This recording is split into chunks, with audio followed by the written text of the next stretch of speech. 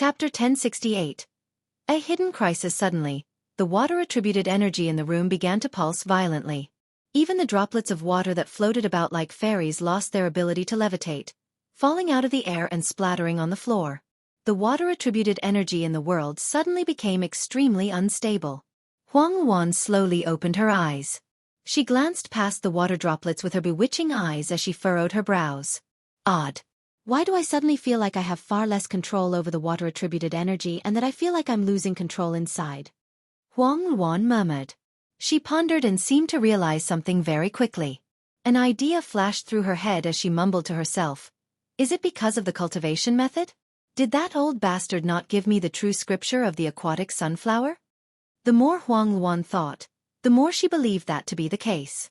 She gradually became solemn as a result, but she soon recovered her cool. She calmed down once more and said, "It doesn't matter anymore whether that old bastard has given me the true thing or not. I've reached Saint Ruler now, and I'm countless times more powerful than a heaven Saint Master. Once that old bastard comes, I'll put up a desperate fight. Even if I have to lose my life as the price, I won't let him have it easy. As long as the news of what happened here makes it out, the clan will definitely find a way to save great-grandfather." Determination flowed in Huang Wan's eyes. She had already made up her mind about her death. She no longer yearned for a free life like before, because she knew that it was probably impossible. Suddenly, a rumble began to ring out. The heavy door began to slowly open. Huang Wan immediately dismissed her thoughts and her eyes narrowed at that moment. Dense killing intent flickered in her eyes. She knew the ancestor of the Huanggu clan had come. If she wanted to heavily injure someone more powerful than her, she needed to attack with everything she had when he was unaware, catching him off guard. Otherwise, she would definitely fall to a disadvantage in an open battle. The dense and pure energy in the room began to surge. A blue sword, 2 fingers wide, had already appeared in Huang Wan's hand. It glowed with a bright blue light, and through the light, the surface of the sword rippled unceasingly. At this moment, the door of the room had opened by a portion. It was pitch black outside, so all that could be seen was a black figure standing silently outside. His appearance was unclear. Over the past years, only one person ever walked through that doorway, and that person was the ancestor of the Huanggu clan. As a result, Huang Wan treated the figure as the ancestor, so before the door had completely opened, she stabbed out. The strike was Huang Wan's most powerful attack after charging up. It was everything she had, pushing her strength of the first heavenly layer past the limits. The sword shot through the air and immediately began to shine brightly, becoming as dazzling as the sun. It dyed the dim room blue as powerful ripples of energy pulsed from the sword. It caused the surrounding space to distort as black cracks immediately appeared. They were cracks in space. Huang Wan discovered that the water-attributed saint force within her began to pulse in an unstable manner as she stabbed out, vaguely feeling like she had lost control. However, she could no longer bother with that feeling anymore. She devoted all of her attention to the attack, trying to deal a heavy blow by catching the ancestor off guard. She only wished to injure him and had no hopes of killing him. The black figure in the doorway did not panic, nor did he dodge or block. He remained where he was, in the same position. Not even energy leaked from him. Huang Wan's strike was like a lightning bolt, arriving before him instantly. She mercilessly thrust it toward the chest of the figure, and the exact moment the sword came in contact with the figure, Huang Wan discovered through the dazzling blue light that the clothes and stature of the person before her did not seem to match the Huanggu clan ancestors. However, she had no more time to think about that. Boom! Huang Wan's full-powered thrust viciously struck the chest of the figure. Pure water-attributed energy immediately erupted, and with a deep sound, the residual energy slammed into the surrounding walls as a terrifying wave. It caused the entire room to violently tremble. The room probably would have collapsed if it were not for its toughness. Huang Wan immediately rejoiced when she saw how her attack had landed precisely on his body. However, her joy quickly disappeared. She could feel that her sword had failed to pierce him in the way she had imagined. Instead, she seemed to have struck a steel board, and the powerful reaction force numbed her hand. Huang Wan's heart sank. She thought that the ancestor had probably come prepared, so her full-powered attack was unable to cause any harm to him. Luana. At this moment, Huang Wan heard a gentle voice. She immediately jolted in a violent fashion. She was just too familiar with this voice. It would even appear in her memories quite often. Huang Luan stared at the figure in shock. She finally saw the person's appearance through the dazzling blue light of the sword. It was an extremely familiar face. Although it had changed slightly from several years ago, the face was still the same one burned deeply into Huang Luan's mind, the one she could not forget even after an eternity. Huang Luan became stunned as she stared at the person she thought of the most. She could not come back to her senses even after a very long while. Her heart beat furiously as her body trembled uncontrollably. 2 clear streaks of tears slowly ran down her cheeks from her bright eyes. "Jabe Jian Chen," she said with a trembling voice. She struggled to believe that the person before her right now was Jian Chen, who she missed most, and not the ancestor of the Huanggu clan. At that moment, she felt like everything was a dream, and she no longer experiencing reality. "Luaner, it's been hard for you during these past few years," Jian Chen softly replied. His voice was extremely gentle as his heart ached. The sword remained pressed against Jian Chen's chest. Huang Luan's attack from before had obliterated Jian Chen's clothes, but it failed to harm him at all. "Jian Chen, is it really you?" Huang Luan asked again with a trembling voice. Fat tears rolled down her cheeks, flowing faster and faster. The sword in her hand also fell as it trembled. "Luaner, it's me. I've come to save you. You're safe now. No one will ever be able to harm you again in the future." Jian Chen stepped forward and tightly embraced Huang Luan. He felt like his heart was being stabbed inside. He dared not to imagine exactly what Huang Luan had gone through, exactly what burden she felt, or exactly what suffering she had endured after being trapped for all these years. There were countless people who faced horrible fates on the Tianyuan continent, with many more people who suffered even worse than Huang Luan. However, Huang Luan bore an extremely important status in Jian Chen's heart. He would not allow her to suffer any harm.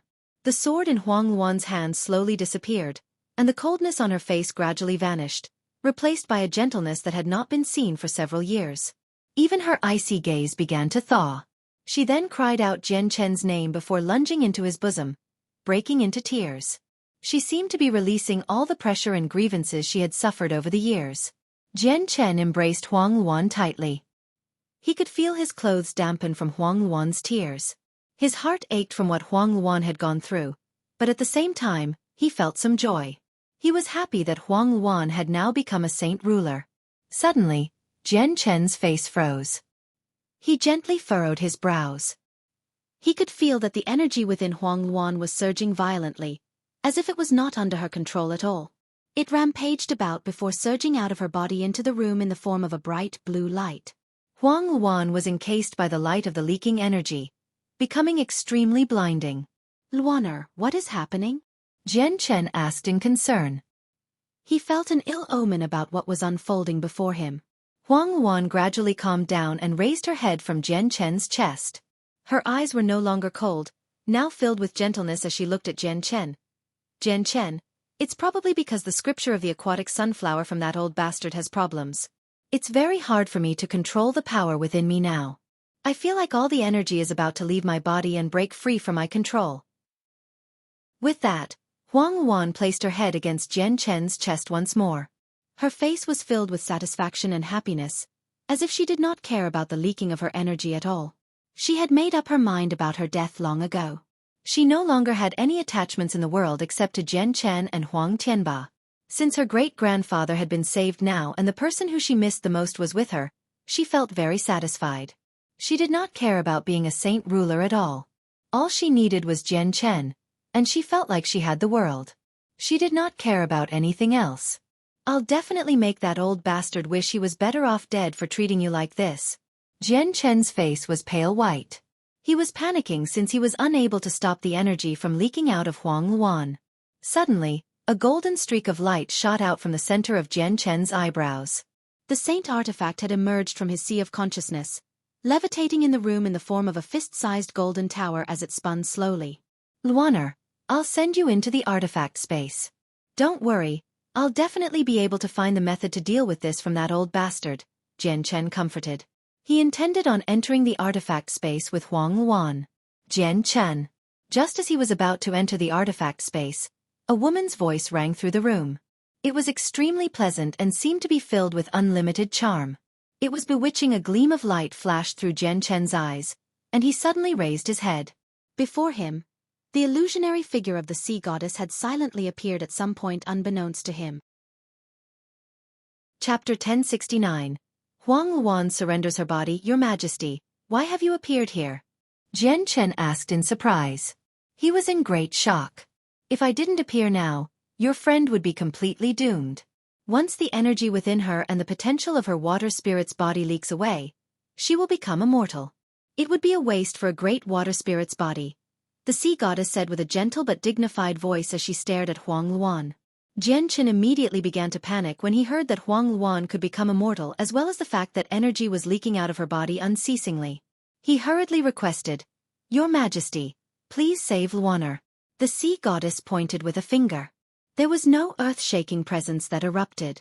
It just seemed to freeze time. As she extended her finger, the pure water-attributed energy in the room immediately froze. Even the energy leaking out of Huang Luan seemed to be obstructed by a mysterious power, sealing it firmly within her. Huang Luan's face immediately changed when she sensed the change in her body. She was astounded. She felt like all the energy within her belonged to someone else in that instance. She had no control over it. Although she had been losing control over the energy before, she still maintained some authority. She was just unable to stop it from leaking out. Now, she had completely lost all authority, as if all the energy she had gathered arduously from cultivation in the past years had become someone else's. Freezing the pure energy with a single gesture, the sea goddess looked to Jian Chen. Jian Kem, I can only forcefully control some of the power with my soul and prevent it from leaking out anymore. If you want to save her, it'll all depend on you yourself. Jian Chen could not help but feel relieved now that Huang Luan was temporarily out of danger. He said, Your Majesty, just how do I make it so that Huang Luan retains her strength? Is it finding the correct cultivation method? The sea goddess shook her head. I know a little about the scripture of the aquatic sunflower she cultivates. It was created by a prodigy several hundreds of thousands of years ago. In the very beginning there was only one version. It was a water-attributed cultivation method that belonged to the upper levels, extremely wondrous in nature. The prodigy reached Saint King in just 1,000 years using this method. Afterward, he came across a woman who possessed the water spirit's body. The speed at which she practiced water-attributed cultivation methods completely astounded the prodigy, so he became interested in her. Approaching her intentionally, he quickly became her cultivation partner. As he came in contact with the water spirit's body many times, the prodigy gained an even clearer understanding regarding the special constitution. He used his supreme talent to create a second version of the scripture of the aquatic sunflower in a few decades and then passed it on to his cultivation partner to practice. The woman did not doubt him at all, and began cultivating the second version of the cultivation method. However, what she never realized was that the second version was not a powerful cultivation method, but a cultivation method that was made for the water spirit's body. After practicing it, she lost control over all the energy within her, and even the potential from the water spirit's body was taken from her. She became just like your friend right now. The prodigy absorbed all the pure water-attributed energy from his partner as well as the potential of the water spirit's body, turning it into his own. Not only did his strength skyrocket, even his talent in cultivation greatly increased. He became a saint emperor on the Tian Yuan continent in the end. As for his partner, she lost all her powers and turned into a mortal. She was reduced to an old white-haired woman from her beauty before and committed suicide from heartache. The sea goddess paused slightly there. She looked at Jian Chen before continuing. You should understand now. Your friend has practiced the second version of the scripture of the aquatic sunflower. The person who gave it to her wants to use the same special method as that prodigy to absorb your friend's energy and potential and turn it into his own. Jian Chen and Huang Luan both fell silent because of what the sea goddess said, and they remained silent for a very long time. They felt greatly influenced by the sea goddess story. They all felt sorry for the woman who was harmed by her husband, feeling deeply sympathetic. At the same time, Jian Chen's killing intent for the ancestor of the Huanggu clan grew even denser. It reached an absolute limit, except he did not unleash it here. Your Majesty, what happened to the prodigy in the end? Jian Chen inquired. He cared for the answer very much. After reaching Saint Emperor, the prodigy became embroiled in a large-scale battle and was killed, said the sea goddess. Jian Chen was satisfied by the outcome of the prodigy. Although he possessed great talent, he was evil-hearted. He ruthlessly harmed his wife who trusted him. He deserved more than death. That woman is so pitiful. Huang Wan was filled with sympathy. Also, as a woman and in possession of the water spirit's body, she felt deep pain for what the woman had gone through. There is nothing pitiful if you live in this world, the sea goddess said. Her voice was gentle, but it was emotionlessly cold. She was one of the 4 champions from ancient times and had emerged step by step from a ruthless past. She had just seen too many things like this. The sea goddess continued after some silence. Jian Chen, there's only one method to save your friend, to let her keep her water spirit's body and her current strength. What's the method? Jian Chen gathered his attention and quickly threw the story regarding the scripture of the aquatic sunflower to the back of his mind.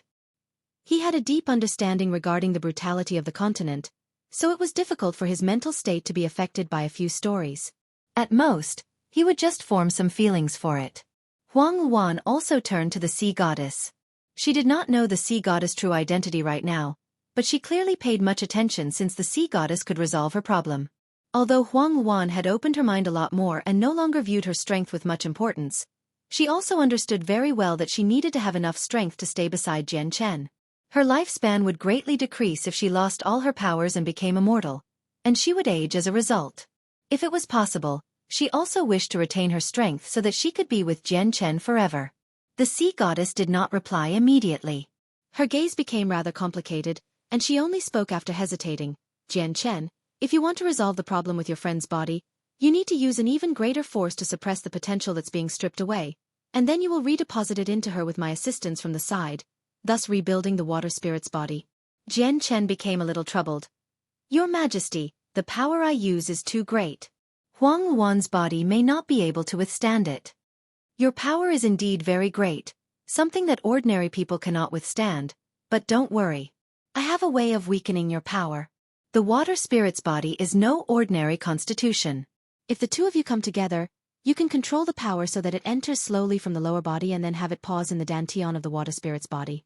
The pure water-attributed energy will neutralize your brutal energy. Coupled with my help, she should be able to endure your power, the sea goddess explained. What? We have to use a method where we come together? Jian Chen immediately became surprised as disbelief flooded his face. He doubted what he heard right now. Huang Wan also became bright red in an instant. She peeked at Jian Chen from the corner of her eye before quickly burrowing her head into Jian Chen's chest.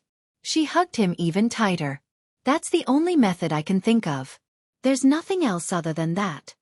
The sea goddess stared deeply into Jian Chen's eyes. But that'll harm Luana. Jian Chen hesitated as he wavered. He could not make up his mind. At the same time, he could clearly feel Huang Luan against his chest, and he felt like he was rapidly heating up. Huang Luan slowly raised her head.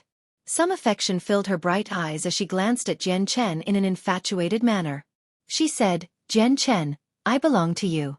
Both my body and my soul belong to only you. In this world, only you are worthy of me. I'm not afraid of being harmed.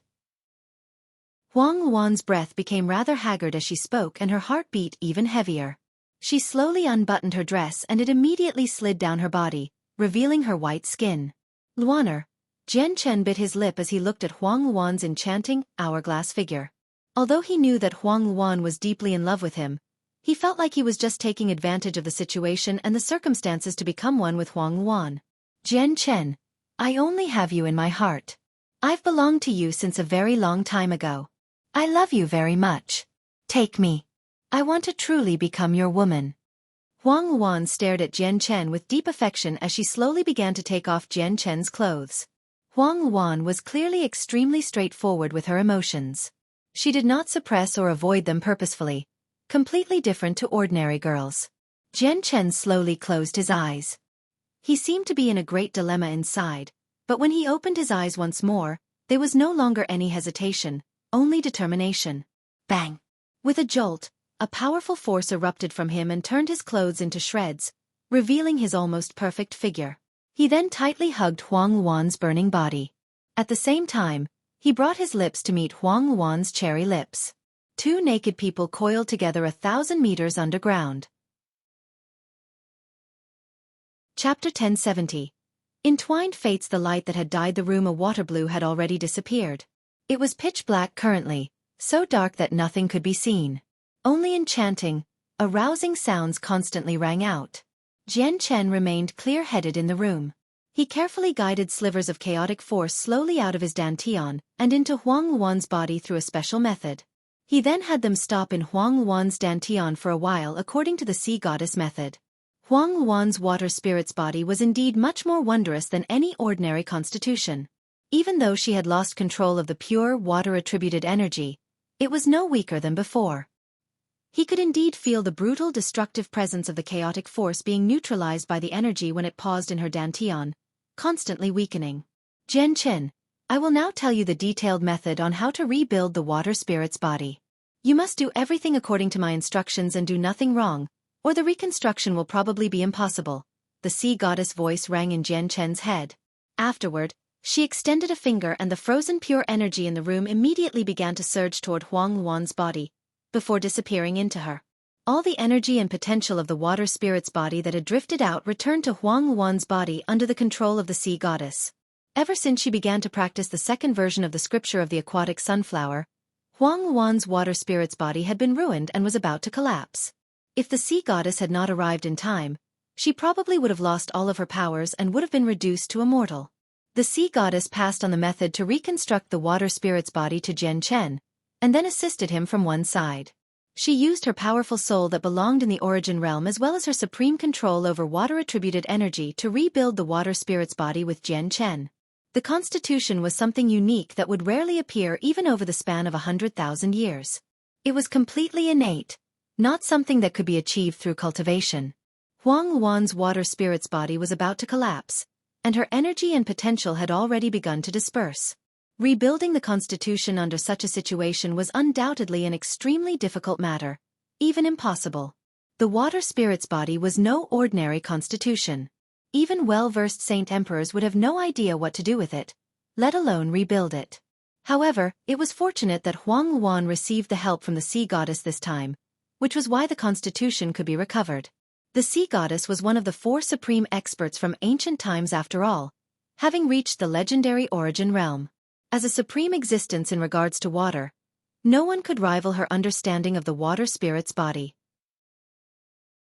The reconstruction process was successful. Jian Chen did what the sea goddess instructed and followed every step in detail carefully. Finally, after one whole day, Huang Luan recovered her water spirit's body. Now that the problems in her body were completely removed, Huang Luan's senses of water immediately reached an unprecedented level. She could also feel that the compatibility between her body and water-attributed energy was unbelievable.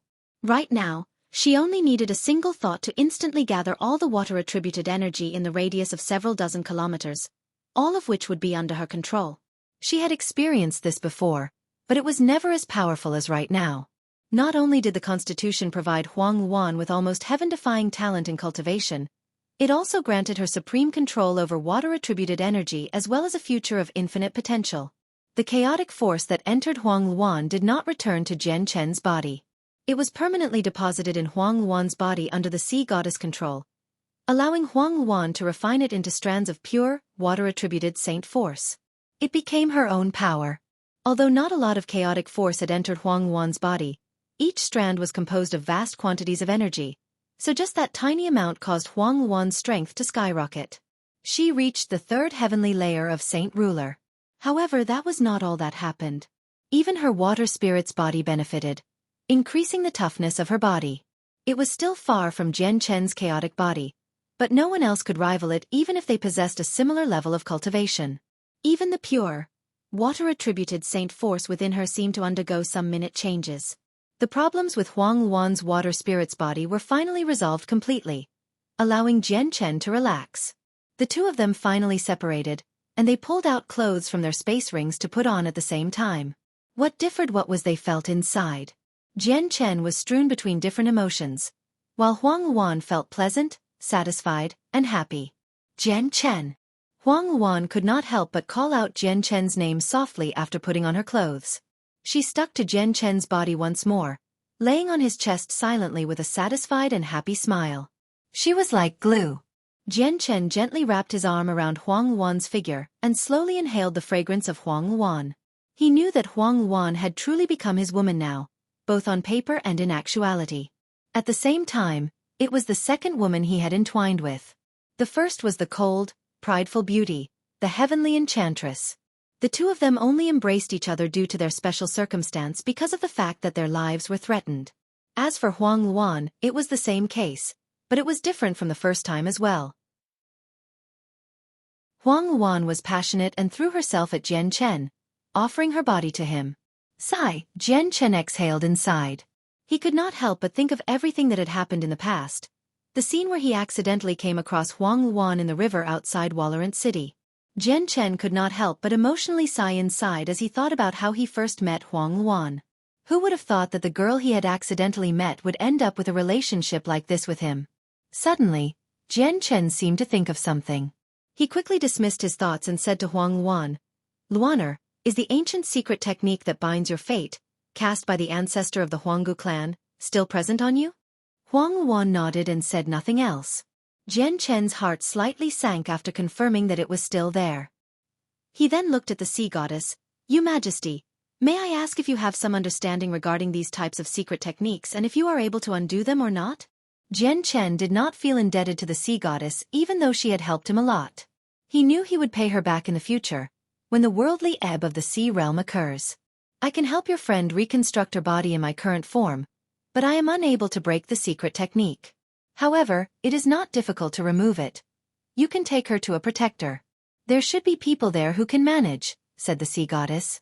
Afterward, Jian Chen and Huang Luan bid farewell to the sea goddess before leaving the underground room together. They discovered that a large portion of the Huanggu clan people had left once they returned to the surface. Only a small portion of old people remained. While Jian Chen was underground, the clansmen moved a large portion of their clan away, fearing Jian Chen's rage because of Huang Tianba and Huang Luan's sufferings, hoping that they could save at least just a few people. Only a few older people who were loyal to the family and did not fear death remained. If it was before, Jian Chen would definitely vent his anger on these people, or even wipe out the entire clan. However, he was now a Saint King and his mentality had undergone some changes. Coupled with the fact that the clansmen had no idea that Huang Tianba had been trapped, he did not make it difficult for them. He left with Huang Luan, returning to the Huang family. The seal within Huang Tianba was removed by He Yi. Together with the personal treatment from the artifact spirit, Huang Tianba recovered extremely quickly, having returned to peak condition long ago. The Huanggu clan ancestor thrown into the artifact space by Jian Chen was also brutally tortured by Huang Tianba, making him feel like he was better off dead. However, his life was not threatened due to the secret technique he had cast on Huang Luan. Huang Tianba and Huang Luan returned to the Huang family, and the news of them being trapped in the Huanggu clan quickly spread through the entire family. The news immediately caused a great uproar. Afterward, Huang Tianba took the clan treasure, the Salunar Bao, with him, personally leading group of experts to the Huanggu clan in a threatening manner. He swore to wipe out the Huanggu clan, to make it vanish from the continent.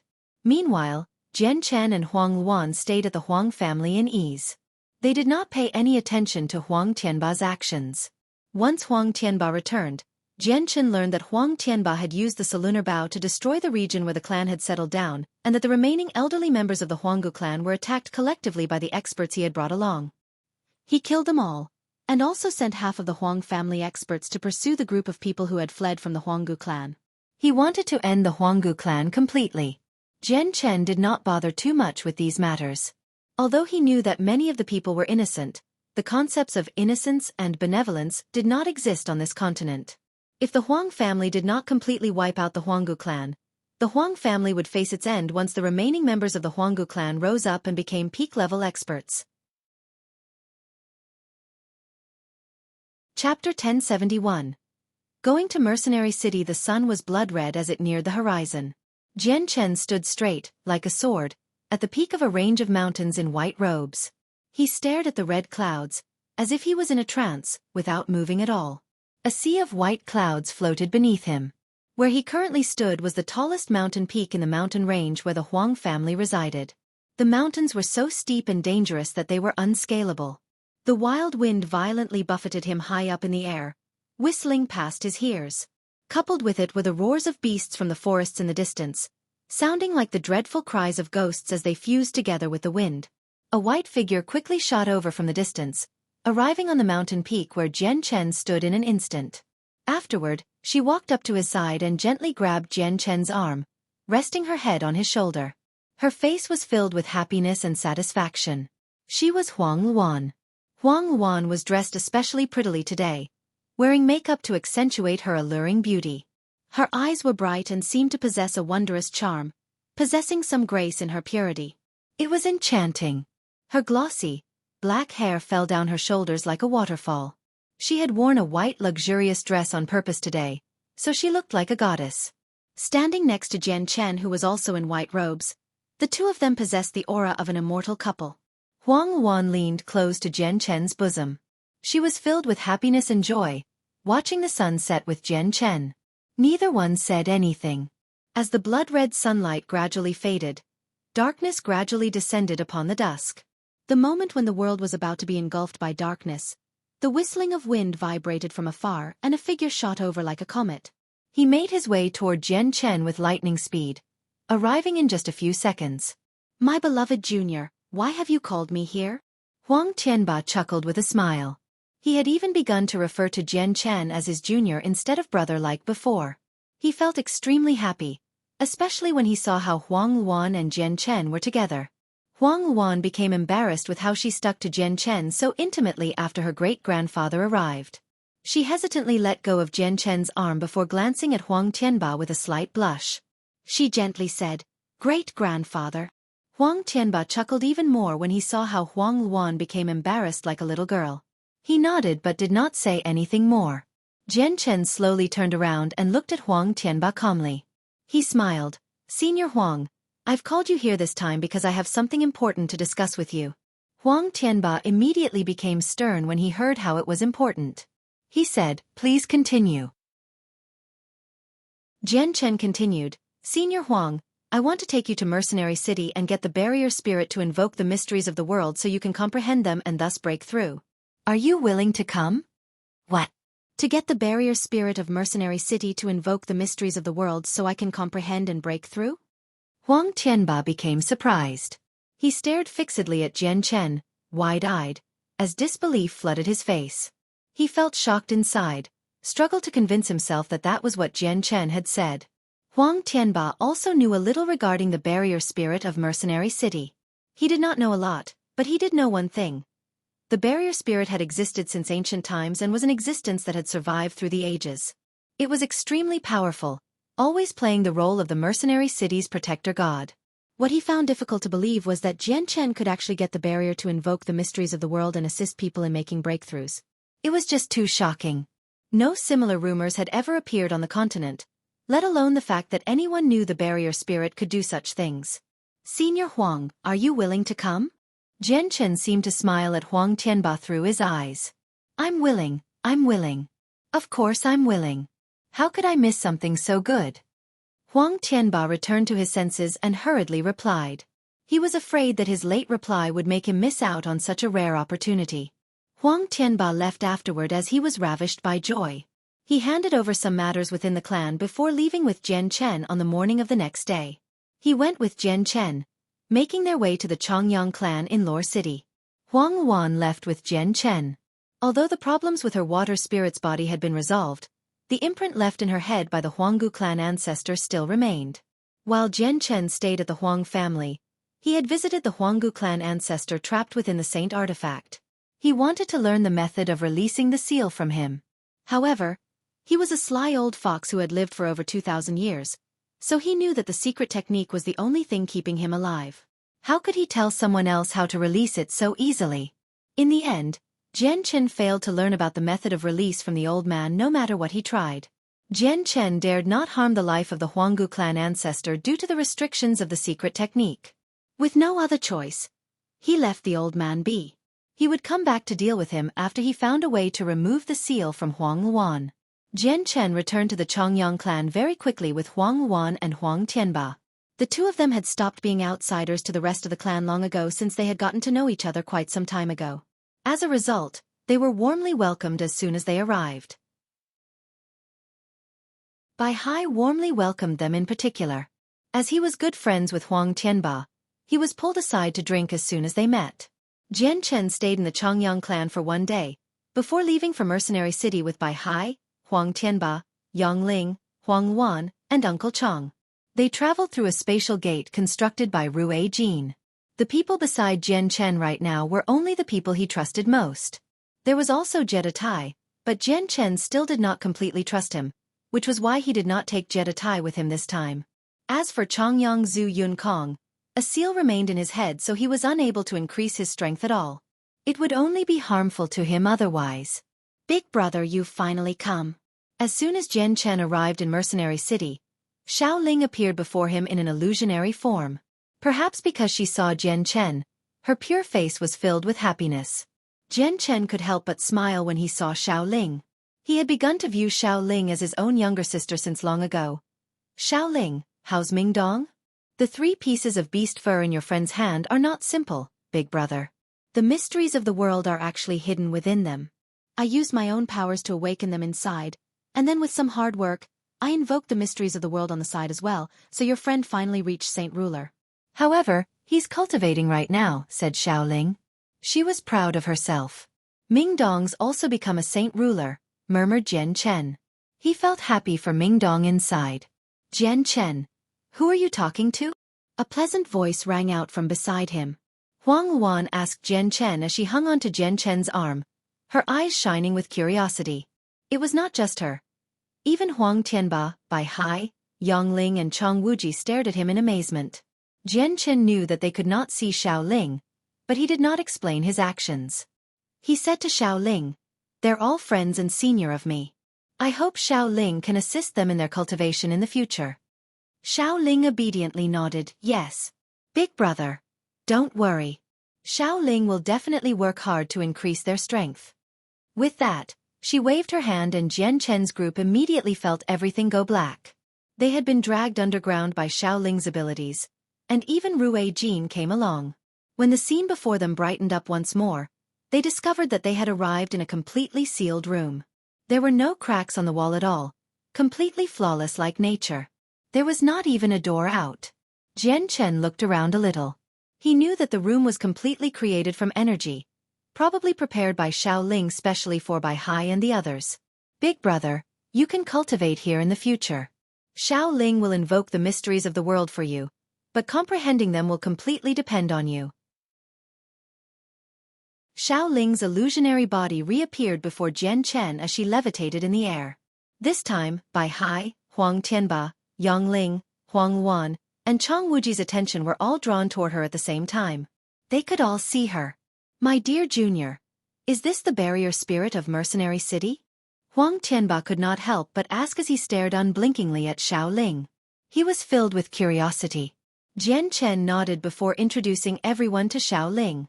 He left Huang Tianba, Bai Hai, Yang Ling, and Chong Wuji there.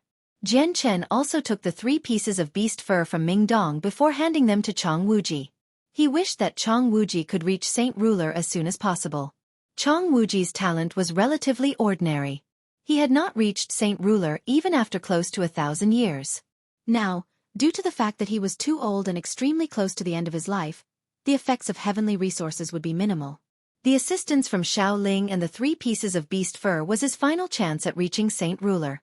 If he could not break through even under such circumstances, it would be impossible for him in the future.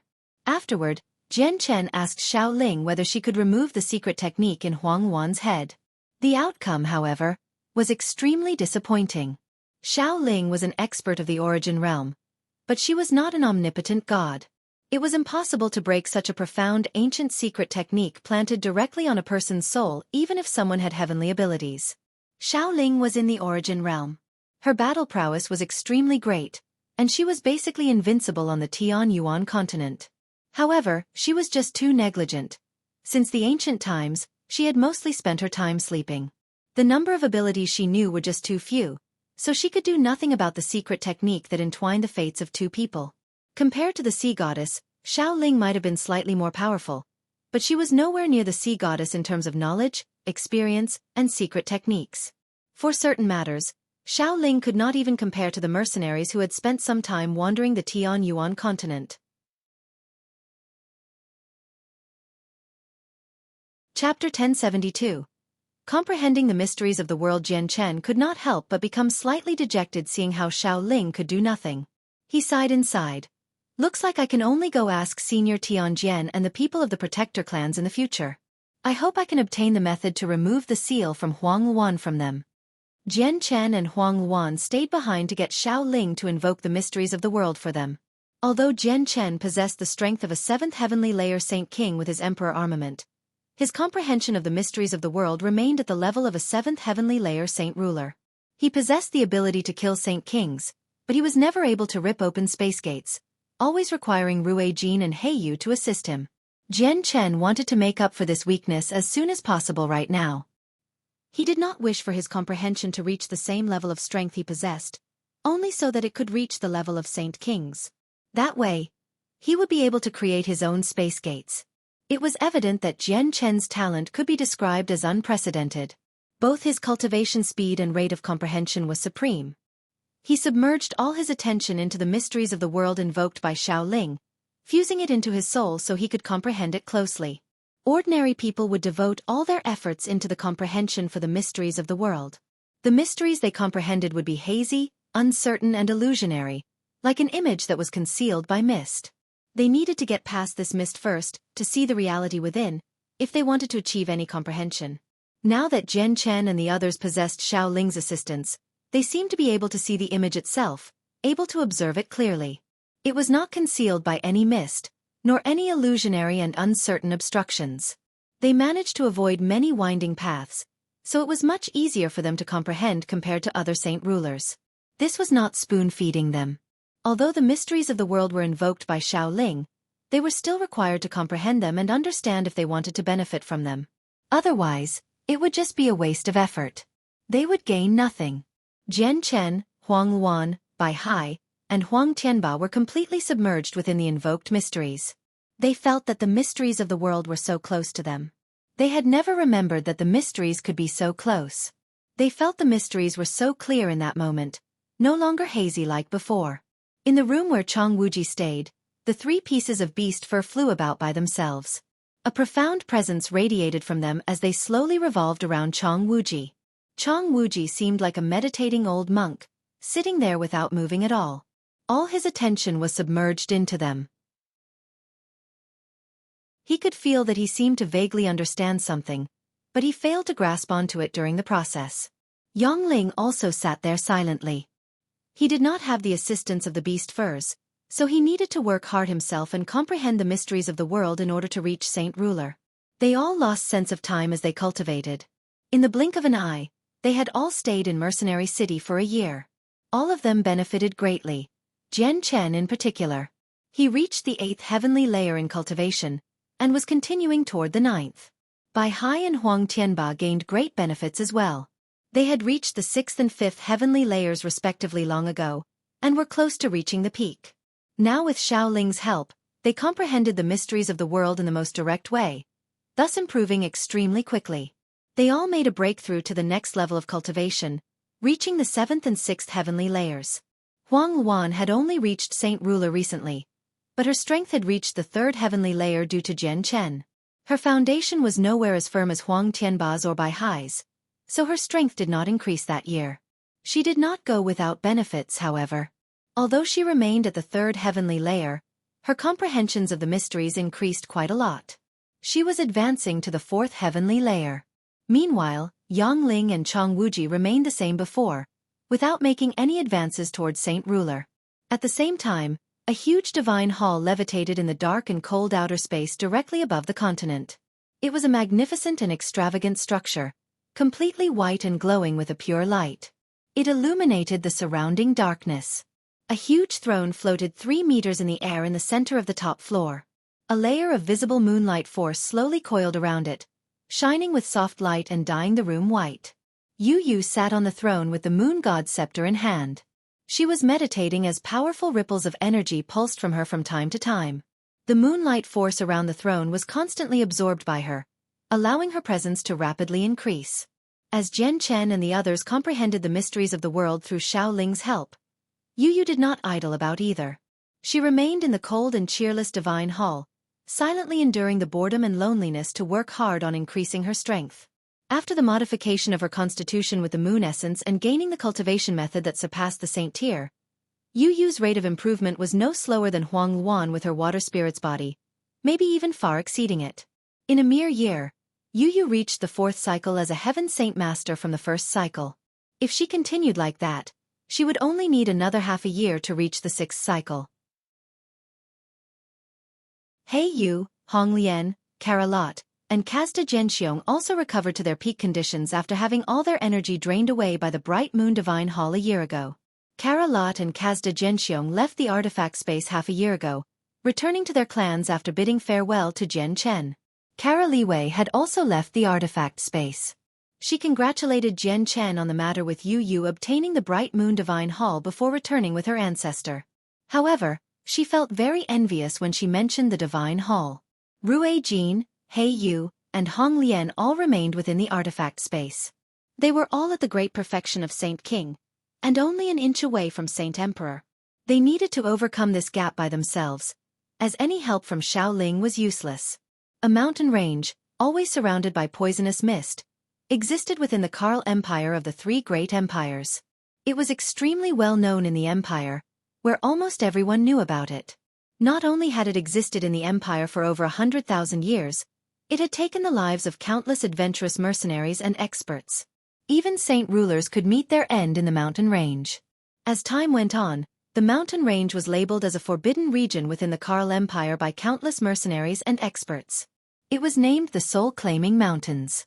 A deathly silence did not exist in the mountain range. Instead, it was teeming with life. Countless green vegetation grew there, even great trees that were hundreds or even thousands of years old. Magical beasts would move about from time to time in the thickets. It was no different than an ordinary forest. However, the only difference was that everything was poisonous. Poison was present everywhere. Not only were the plants poisonous, even the soil was poisonous, enough to threaten the lives of Earth Saint Masters. The deeper one went into the mountain range, the poison would grow stronger and stronger, where even Heaven Saint Masters would struggle to stay afloat in the end. All the magical beasts that thrived there were powerful, venomous beasts without a doubt. A bare mountain peak stood in the depths of the mountain range. It was surrounded by vast quantities of poisonous mist, so dense that it had almost condensed into a liquid. Even the high-class magical beasts that thrived in the mountain range could not approach it. In the center of the mountain range existed a huge space carved out by a person. Fist-sized luminous pearls were lodged into the ceiling. They radiated with bright light and illuminated the dark cavern.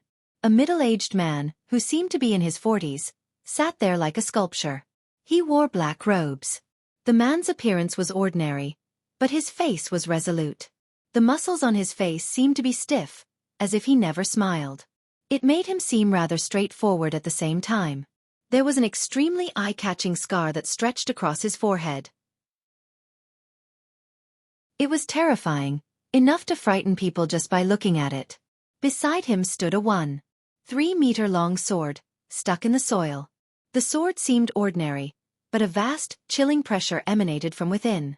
Suddenly, the man snapped open his eyes, and they immediately began to glow with 2 odd and different lights. One of the eyes was sharp, filled with vigor and was firm, while the other eye possessed a demonic light. The light flashed about the eye, as if it was a will-o-wisp jumping about. Kakakakaka, by Tao, my soul has undergone a basic fusion with yours. You can now use a portion of my powers, and you can use all of the power in my saint weapon, the heaven-quaking sword. You now possess the strength to move without restraint on the Tianyuan continent. Go deal with your matters as soon as possible. Don't forget about the promise after you finish with them. An odd husky laughter rang through the middle-aged man's head. The voice was extremely unpleasant, like the sobs of a ghost. Chapter 1073. Changes of Hellfire City. The middle-aged man suddenly stood up and a vast presence immediately began to radiate from him. It shook the surroundings with raw force, causing the entire mountain to shake slightly. Venerable Poison's word. Don't worry. I am a person who keeps his word. I will do it since I've agreed to you. Once I take revenge for the devastation of the Bai family, my body will belong to you. I will not resist. Determination flowed through the man's eyes. He was not afraid of death. Kaka, all right, good. I trust you, But I do hope you move a little faster, so that I don't have to wait too long. The horrible husky voice rang in Bai Dao's head again. It sounded impatient. Bai Dao said nothing. With a wave of his hand, the sword in the ground immediately erupted with extremely great energy, which collided with the mountain. With a boom, the entire cavern collapsed. The rock was actually reduced to pieces by the supreme power that erupted from the ordinary-looking sword. My dwelling, my dwelling. Bai Dao, you brat. Do you know that I constructed this dwelling all those years ago with so much work? Why, you've actually destroyed my dwelling. You drive me mad. The venerable poison's word hiding within Bai Dao's head immediately bellowed out in anger with the destruction of the cavern. Venerable poison's word, you will be able to see the light of day again soon.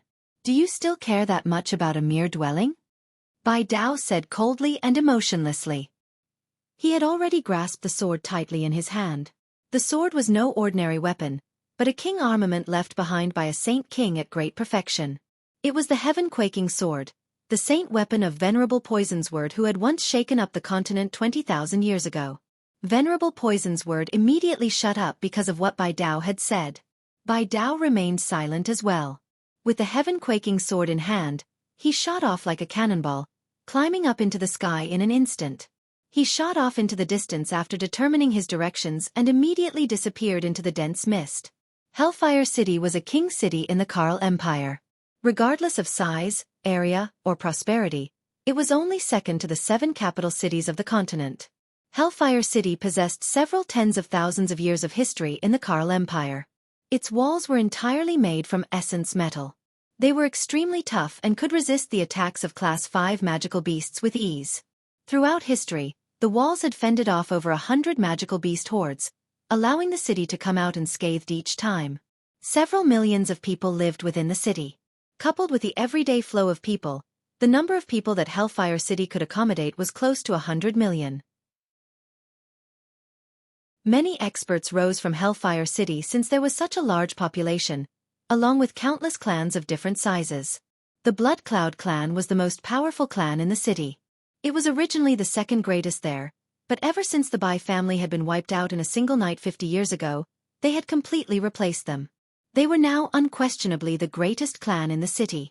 This was because the Blood Cloud clan possessed a new saint ruler. He was not an ancestor of the clan, but a talented junior.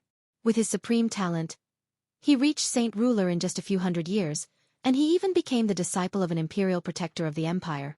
He was deeply valued and was raised as a pillar of support for the future of the empire, causing the clan's status in the city to soar, becoming admired by everyone. A vast presence suddenly appeared outside the city. A figure made its way past the great walls of the city in the form of a blur. Without any decrease in speed, it flew to the center of the city with a threatening presence, alerting countless people along the way. The figure brazenly flew through a small portion of the city, and descended before a large manor in the very center of the city. It was where the Blood Cloud clan resided. The figure wore black robes and radiated with a presence so vast that it would make people suffocate. His long hair danced in the windless air as his robes fluttered as well. He stared at the manor in a daze as reminiscence filled his eyes. Deep sorrow was also present. The 4 burly guards at the entrance of the clan stared at the man in shock. Without saying anything, they ran into the clan to report what had happened. They dared not stay for even a moment longer. The presence from the man had utterly frightened them, causing their legs to tremble. They believed that they had seen quite a few experts themselves, but this was the first time they had sensed such a great presence. Vast pressure came from the presence, which made the guards feel like their souls were going to shatter. Before the guards could even report what had happened, all of the experts in the clan sensed the frighteningly vast presence as well. Immediately, an energetic and polite voice rang out from within the clan. "May I inquire who you may be to have come to my clan as a guest? I am Xueqi, the patriarch of the Blood Cloud clan. I welcome you to the Blood Cloud clan on behalf of all clansmen." A dashing, middle-aged man in golden robes slowly walked out of the manor. Although he was unhurried, each step of his covered several dozen meters. He arrived at the main entrance with a little more than 10 steps, before politely bowing to the black-robed man. Xueqi was the same genius of the clan who had reached Saint Ruler in less than 1,000 years. He had also become a deeply valued disciple of an imperial protector of the empire. At the same time, he was the patriarch of the Blood Cloud clan. Afterward, the clan filled with blurs. Several Heaven Saint Masters and a group of Earth Saint Masters hurried over from all directions, all gathering behind Xueqi. They stared at the black-robed man sternly, unsure about his intentions. The black-robed man stood dead straight, like a stick outside the Blood Cloud clan's doors. He stared in a daze at the two large words, Blood Cloud Clan, written on the amethyst board above the main entrance. His expression was extremely mixed, filled with reminiscence, sorrow, and anger. I never thought that Hellfire City would change so much after leaving for 50 years. The once prosperous clan from then has also become memories of the past. Nothing of it remains now. Nothing, murmured the black-robed man. His sorrow grew deeper and deeper, before quickly turning into an icy killing intent. In that moment, all the pain and reminiscence in his eyes disappeared. It all became abnormally cold. Suddenly, the man stabbed his sword into the ground. A terrifying storm of energy erupted, charging toward the Blood Cloud clan with an unstoppable force, as if it was under someone's control. Senior, what are your intentions? Xueqi paled in surprise, immediately backpedaling. At the same time, Saint Force gushed out of his body, turning into a barrier to protect himself as well as the experts of his clan. No one sustained any injuries from the terrifying storm of energy, but the main entrance and walls of the clan were not as fortunate. All of them collapsed, throwing dust into the air. Even the board hanging above the main entrance fell down. The black-robed man advanced with a single step. He threw a punch at the board as it was falling, turning it into dust. More and more people gathered from within the clan. All the guards as well as many clansmen had come, all hiding behind Xueqi as they stared in shock at the collapsed walls and entrance. The disturbance at the clan alerted nearby people as well. Very soon, many people gathered from all directions to watch what was happening. There were even a few Heaven Saint Masters hanging several hundred meters in the air as they watched from afar. Xueqi's complexion became extremely horrible. He growled, I am Xueqi. My master is Imperial Protector Mo Jian. Senior, may I ask if my clan has offended you in any way? Please enlighten me. The man finally looked at Xueqi. With an icy, emotionless gaze he said, Do you know who I am? Xueqi observed the man carefully, and a sliver of doubt appeared in his eyes. He said, Junior is very limited in his knowledge, so I hope Senior can forgive me. Xueqi dared not be impolite. He could already tell that the person before him was someone on the level of his master from presence alone. It would be extremely difficult to protect his life even with his master if he offended someone at a level like that. My name is Bai Dao, the black-robed man said emotionlessly.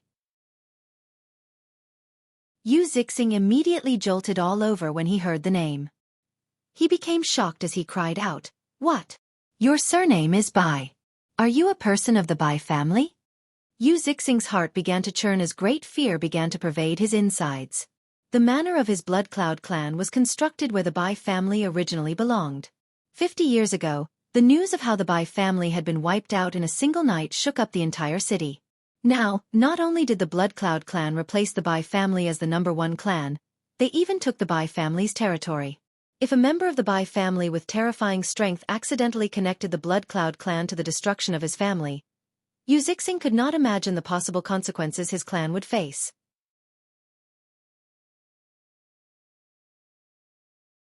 Chapter 1074. Bai Dao's Revenge. Bai Dao's right eye looked rather demonic, as if a will-o-wisp was leaping about inside. He then took a step forward and arrived before Xueqi in an instant. He placed the heaven-quaking sword on the shoulder of Xueqi. With its tremendous pressure he said, Speak, who was responsible for wiping out my Bai family all those years ago? I don't know. Senior, I really don't know. It has nothing to do with my Blood Cloud clan. Xueqi was utterly terrified. The pressure from the king armament seemed to invade his soul, and he could not even think of resisting in that moment. He was a saint ruler, but only someone who had reached that level recently. He still belonged to the first heavenly layer. A dense killing intent flashed through Bai Dao's eyes. Then is there still any use to leave you around if you don't know? With that, Bai Dao swung the heaven-quaking sword before Xueqi could explain, beheading him. At the same time, a great energy shot out from the sword and into Xueqi's head, wiping out his soul. A talented saint ruler died just like this. The light in Bai Dao's right eye danced about crazily. God damn it, you brat. Why did you kill him? Didn't you hear that his master was an imperial protector of the Karl Empire? Why, you drive me insane. You're just causing problems for me. Venerable Poison Sword's enraged voice immediately rang through Bai Dao's head with the death of Xueqi. Bai Dao's face remained the same, completely ignoring the Venerable Poison Sword's cries. He slowly swept his gaze over the manor of the Blood Cloud clan, and he murmured, "This place belongs to the Bai family. It will always belong to the Bai family. No one can take this sacred piece of land away. I'll kill whoever does." Bai Dao spoke very softly, but it was filled with killing intent. Every member of the Blood Cloud clan heard what he said clearly. He then gazed past the people of the Blood Cloud clan and continued, "Who is the one responsible for the Bai family back then? Speak and I will spare you." Everyone was pale-faced. Their legs trembled since they were utterly frightened. No one dared to say anything. Xueqi was a saint ruler, yet he was slain without even being able to fight back. That affected them all greatly. Killing intent surged within Bai Dao's eyes. He murmured, "Since you don't know, you can all go die." Bai Dao slowly raised the heaven-quaking sword, before swinging it down with lightning speed. Boom! With a great sound from the center of Hellfire City, the greatest clan in the city was wiped out in an instant. No one was left alive, suffering a fate similar to the Bai family all those years ago. The luxurious manor was reduced to ruins. The destruction of the Blood Cloud clan shook the entire city very soon, astounding everyone.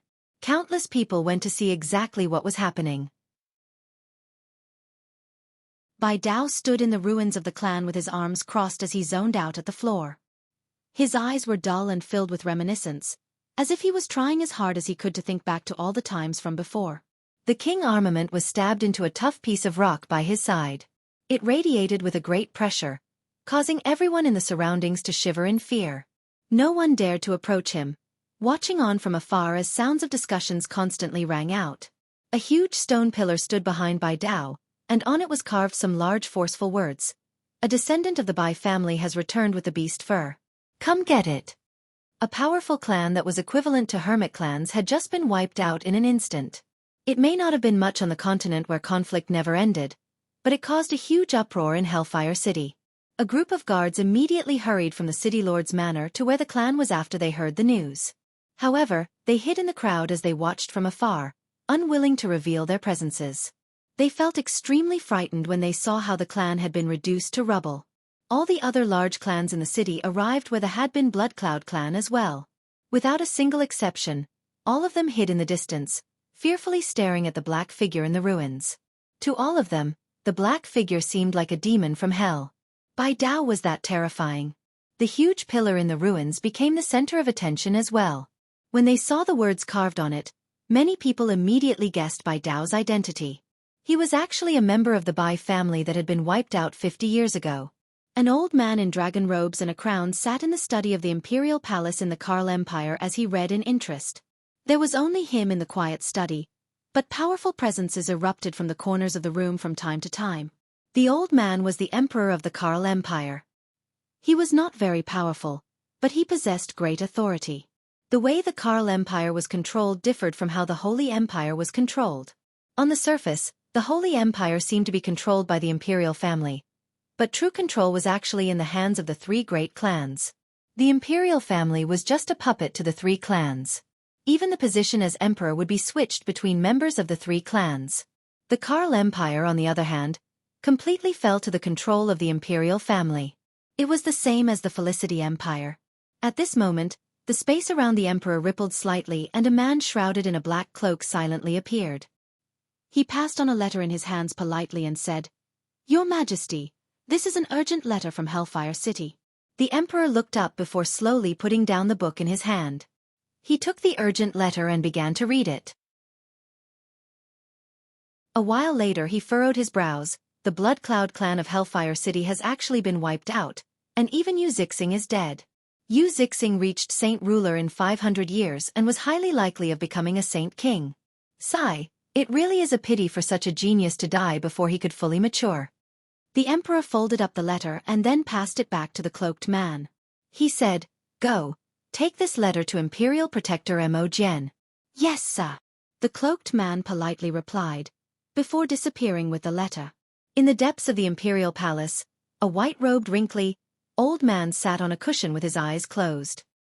He seemed extremely ordinary and possessed no eye-catching characteristics, other than the fact that his robe seemed to be rather expensive. "Sir Imperial Protector, Enshrouded One has come under orders from the Emperor to deliver this letter." Suddenly, a polite and somewhat emotionless voice rang out from outside. "Come in," the old man called out without even opening his eyes. The door opened and the cloaked man entered with his head lowered. He walked in softly from outside and courageously passed the letter to the old man. The old man slowly opened his eyes. His eyes were profound, like the vast night sky. He slowly raised his hand to accept the letter and began reading it. The next moment, his face abruptly changed. His nonchalant gaze turned into a glare in an instant. 2 streaks of light actually shot out of his eyes like blades. He was extremely terrifying, causing the space before him to tremble slightly. "You Xueqi's actually been slain in Hellfire City. How dare they, how dare they? Who dares to do something like this? To even kill a disciple of mine, of Mo Jian?" The old man became enraged and suddenly stood up from the cushion. The letter in his hand had turned to dust. "Humph. I'd like to see just exactly who it is who dares to be so reckless and completely disregard any respect for me within the Karl Empire." The old man was completely pale. With a swing of his arm, a crack immediately formed in the space beside him, warping into a space gate. Taking a step, he vanished. Bai Dao stood in the ruins of the Blood Cloud clan like a sculpture. He did not move even after a very long time, while more and more people gathered in the surroundings, maintaining a distance of 1,000 meters from him. All of them pointed at the ruins of the clan and actively discussed the event. The Bai family of Hellfire City from 50 years ago, which had almost forgotten by people, slowly returned to all their memories as well. A descendant of the Bai family has returned with the beast fur. Come get it. Maybe the destruction of the Bai family had something to do with this beast fur. For the descendant of the Bai family to return in such a brazen fashion, he probably wants to lure out the culprit who devastated his family all those years ago and then take revenge. But just what level of strength does this descendant possess? Even Yu Zixing, a saint ruler, wasn't his opponent. This is just too frightening. Discussions constantly rose from the crowd. Though the words carved into the pillar behind Bai Dao had answered many of their questions. Suddenly, a colorful space gate appeared in the air about the ruins. Before the person who had created the space gate even emerged, a vast presence blanketed the surroundings, stretching out in a bold manner. It actually enveloped the entire city. Everyone in Hellfire City stopped what they were doing at that moment. They stared at the sky in shock. Many of them could not see the space gate high up in the air, but they could feel where the presence was coming from. Bai Dao finally began to faintly move in the ruins of the Blood Cloud clan. He slowly raised his head and glared at the space gate in the air. His expression did not change. However, Bai Dao's right eye flashed vigorously.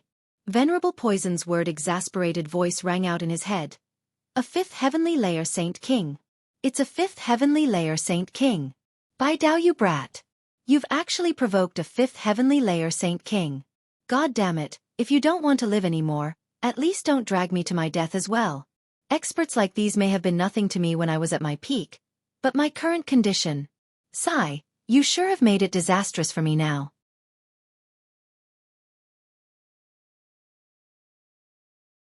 Chapter 1075. The Saint King Mo Jian. 2 different kinds of light flickered in Bai Hai's eyes. He seemed to completely ignore Venerable Poison Sword's anger and stared at the space gate in the air emotionlessly. His eye that remained normal revealed some sternness. The heaven-quaking sword erupted from the rock it had been stabbed into. It became coated in a thick layer of energy, shattering the rock. Oti then flew into Bai Dao's hand as if it possessed a spirit. After blanketing the surroundings with a violent presence, a white-robed, wrinkly old man slowly emerged from the space gate. Immediately, an indomitable might began to radiate from him, deeply shocking everyone in the city. It was like the descent of a supreme lord. The old man looked down at everyone like a king lording over his citizens. His face was prideful and cold while his eyes shined with interest. He stared closely at Bai Dao, who stood in the ruins, and growled, "Was it you who killed my disciple?" Bai Dao did not fear him. He stared at the old man and emotionlessly asked, "You must be Yu Zixing's master, the imperial protector of the Karl Empire, Mo Jian." Correct, that is me. Imogen coldly replied. Bai Dao's gaze remained icy. The land beneath me belongs to my Bai family. No one can take it. I'll kill whoever tries. Imogen furrowed his brows slightly with that. He seemed to stare at Bai Dao in disbelief. You're a member of the Bai family? The Bai family was a great clan that possessed a saint ruler in the past, so even Imogen had heard about the clan before. What he did not understand was when did an expert like this appear in the Bai family? Correct. Bai Dao's face remained the same as before. Imogen's face grew colder. Since you're a member of the Bai family, you're also someone of the Karl Empire. In other words, you're no outsider. However, you killed me, disciple, so you have to give me an explanation for this. If you want an explanation, I'll give you one, growled Bai Dao. A vast battle intent immediately erupted from him, surging into the sky. It caused the wind and clouds to churn. The heaven-quaking sword in his hand also erupted with a shocking sword chi. Bai Dao, my strength is far from my peak right now. I can't let you waste it like this. Don't resist. I'll take over your body. This battle needs to be completed as soon as possible, or both of us will end up dead once all of my energy is expended. The venerable elder's voice rang in Bai Dao's head. Bai Dao said nothing and slowly lowered his head. At that moment, no one realized that the light in Bai Dao's left eye quickly vanished, becoming lifeless in the blink of an eye. Afterward, an odd light suddenly appeared in that left eye, flashing about. It was filled with an evil feeling. Now, both of Bai Dao's eyes had become demonic, as if two will-o-wisps were dancing around inside. Unexpectedly, Bai Dao rose from the ground, shooting into the sky like a rocket. The heaven-quaking sword in his hand also erupted with a bright green light. It was a potent poison. Not only was Venerable Poison's word powerful, he was someone who frequently used poison. His poison was no less potent than newbie's venom. Imogen could not help but furrow his brows when he saw how resolutely Bai Dao behaved, ready to give it all into the battle. Although Yu Zixing was his disciple in name, their relationship as master and disciple did not exist at all. Imogen indeed was greatly angered when he heard about Yu Zixing's death, but that was mainly over the disrespect rather than the actual death. After all, his disciple had been killed in the territory of the Karl Empire. That was a provocation and insult in his eyes. Imogen originally thought that the person who killed Yu Zixing was a saint ruler, which is why he hurried over angrily. However, once he arrived above the city and discovered that the murderer was a saint king just like him, many of his thoughts of revenge disappeared.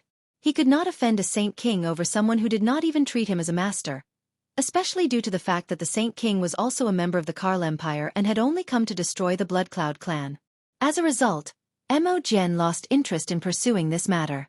Asking for an explanation from Bai Dao was just a way for him to set up a way out of the situation. He had never thought that not only would Bai Dao refuse to cooperate, he would even come at him threateningly, throwing him into a temporary dilemma. Heaven-quaking sword. Cloud piercer.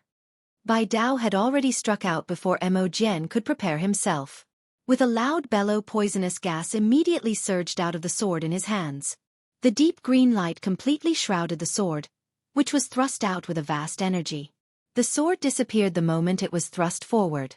It arrived before Imogen in an odd manner within the next moment, and the potent poison fused perfectly with the terrifying energy.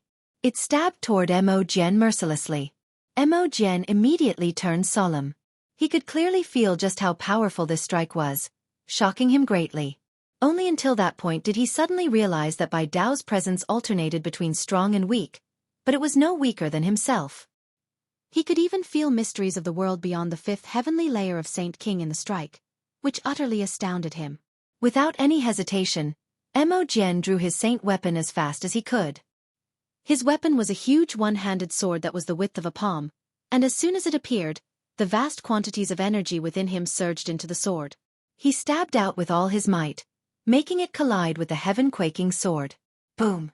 With a deafening sound, the two terrifying energies wildly smashed into each other. They immediately caused the surrounding space to rupture, forming a black hole over 30 meters across.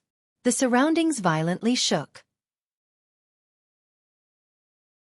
After the clash, the heaven-quaking sword turned around and returned to Bai Dao's hand.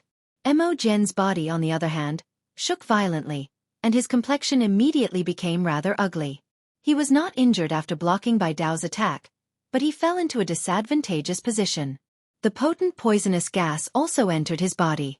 He had rarely ever come across a poisonous gas like this, and it was extremely powerful. It forced him to use 50% of his power to suppress it. Bai Dao floated emotionlessly in the air with his sword as the light in his eyes constantly flickered. He coldly said, "Is this enough of an explanation? If it's not enough, I can provide you with an even more satisfying one." Mo Jian stared at Bai Dao in shock. He paid close attention to Bai Dao's eyes. He could feel that the person before him was rather strange just from his instincts, but he could not tell exactly where this strangeness came from. Mo Jian inhaled deeply and slowly calmed himself down. After a moment of peace, he could not help but swallow his pride. Sir is also a member of the Karl Empire. It truly is worthy of celebration for another great expert to appear in my empire. My failure of a disciple was looking for it himself for taking up your clan's territory. He deserved much more than death. Mo Jian gave in. In the clash earlier, he knew that he was definitely not Bai Dao's opponent. Gaining such a powerful enemy over someone who did not even act like a disciple was not a smart choice. Mo Jian paused slightly before continuing. Your strength is extraordinary, and you are also a member of the Karl Empire. If you are willing, you are welcome to take up the position as Imperial Protector at any time. With that, Mo Jian stuck around no longer and flew away. Wait, just who wiped out the Bai clan back then? Bai Dao coldly asked. Mo Jian froze and glanced at the huge pillar in the ruins. He said, I spent most of my time in seclusion within the palace, so it has already been several hundred years since I last meddled with worldly affairs. If you want to find your enemy, you are welcome to come find the Emperor in the palace. I believe His Majesty will be very willing to assist you. Mo Jian left hurriedly through a space gate. Bai Dao also descended from the sky, returning to the ruins. The flickering light in his eyes also slowly calmed down, until all that was left was a sharp gaze. Brat, stay a little more composed for me in the future. Just that exhausted 20% of my power. If it weren't for my foresight to use supreme strength to deter that person right from the get-go, we'd probably still be fighting right now. If we get stuck in a battle of endurance, we would lose for sure. Venerable Poison Sword's angry voice rang through Bai Dao's head. Bai Dao did not respond. He focused his attention on his dantian.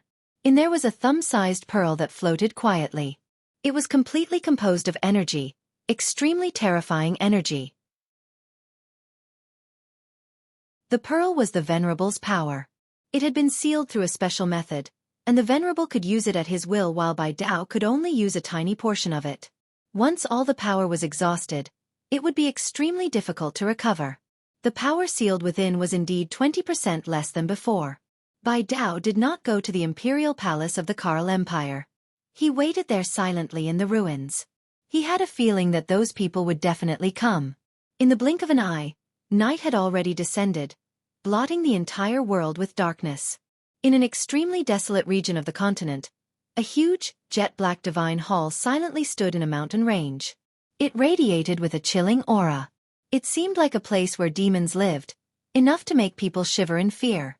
Reporting to the Yama, a descendant of the Bai family has appeared in Hellfire City of the Karl Empire. He has carved the fact that he had returned with the beast fur into a stone pillar. What should we do, Yama? A vague, evil-sounding voice sounded in the dark palace. What? A person of the Bai family has returned to Hellfire City with the beast fur? Is that true? A husky voice rang out from the pitch-black hall. It sounded like the shrieks of ghosts. It is completely true. However, he seems to be very powerful. He fought off an imperial protector of the empire without suffering defeat. A member of the Bai family has returned to Hellfire City with the beast fur. Looks like he knows the destruction of his clan 50 years ago was caused by the beast fur. However, we have to obtain the beast fur now that it has appeared once again. It doesn't matter just how powerful that person is. He can't stop as. Send the orders to summon the 10 Protector Kings to accompany me to Hellfire City.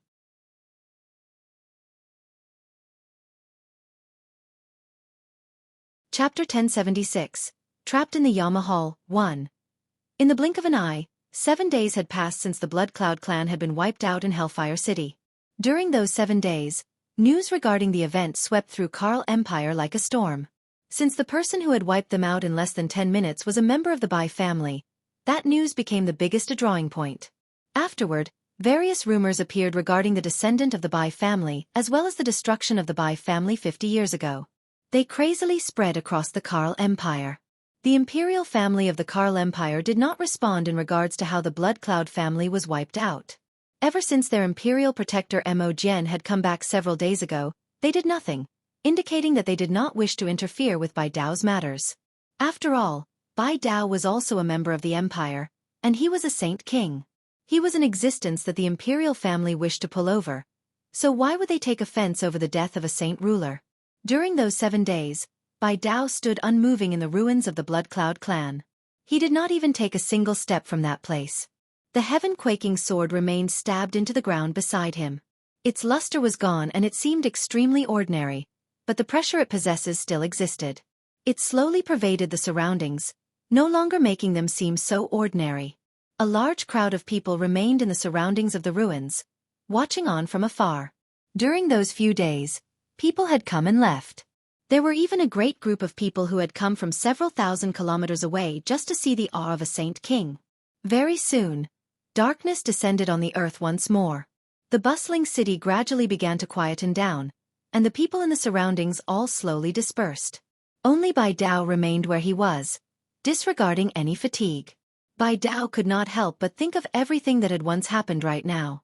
Countless faces of the Bai family flashed through his head one by one, and his cold gaze gained some gentleness. So many years have passed.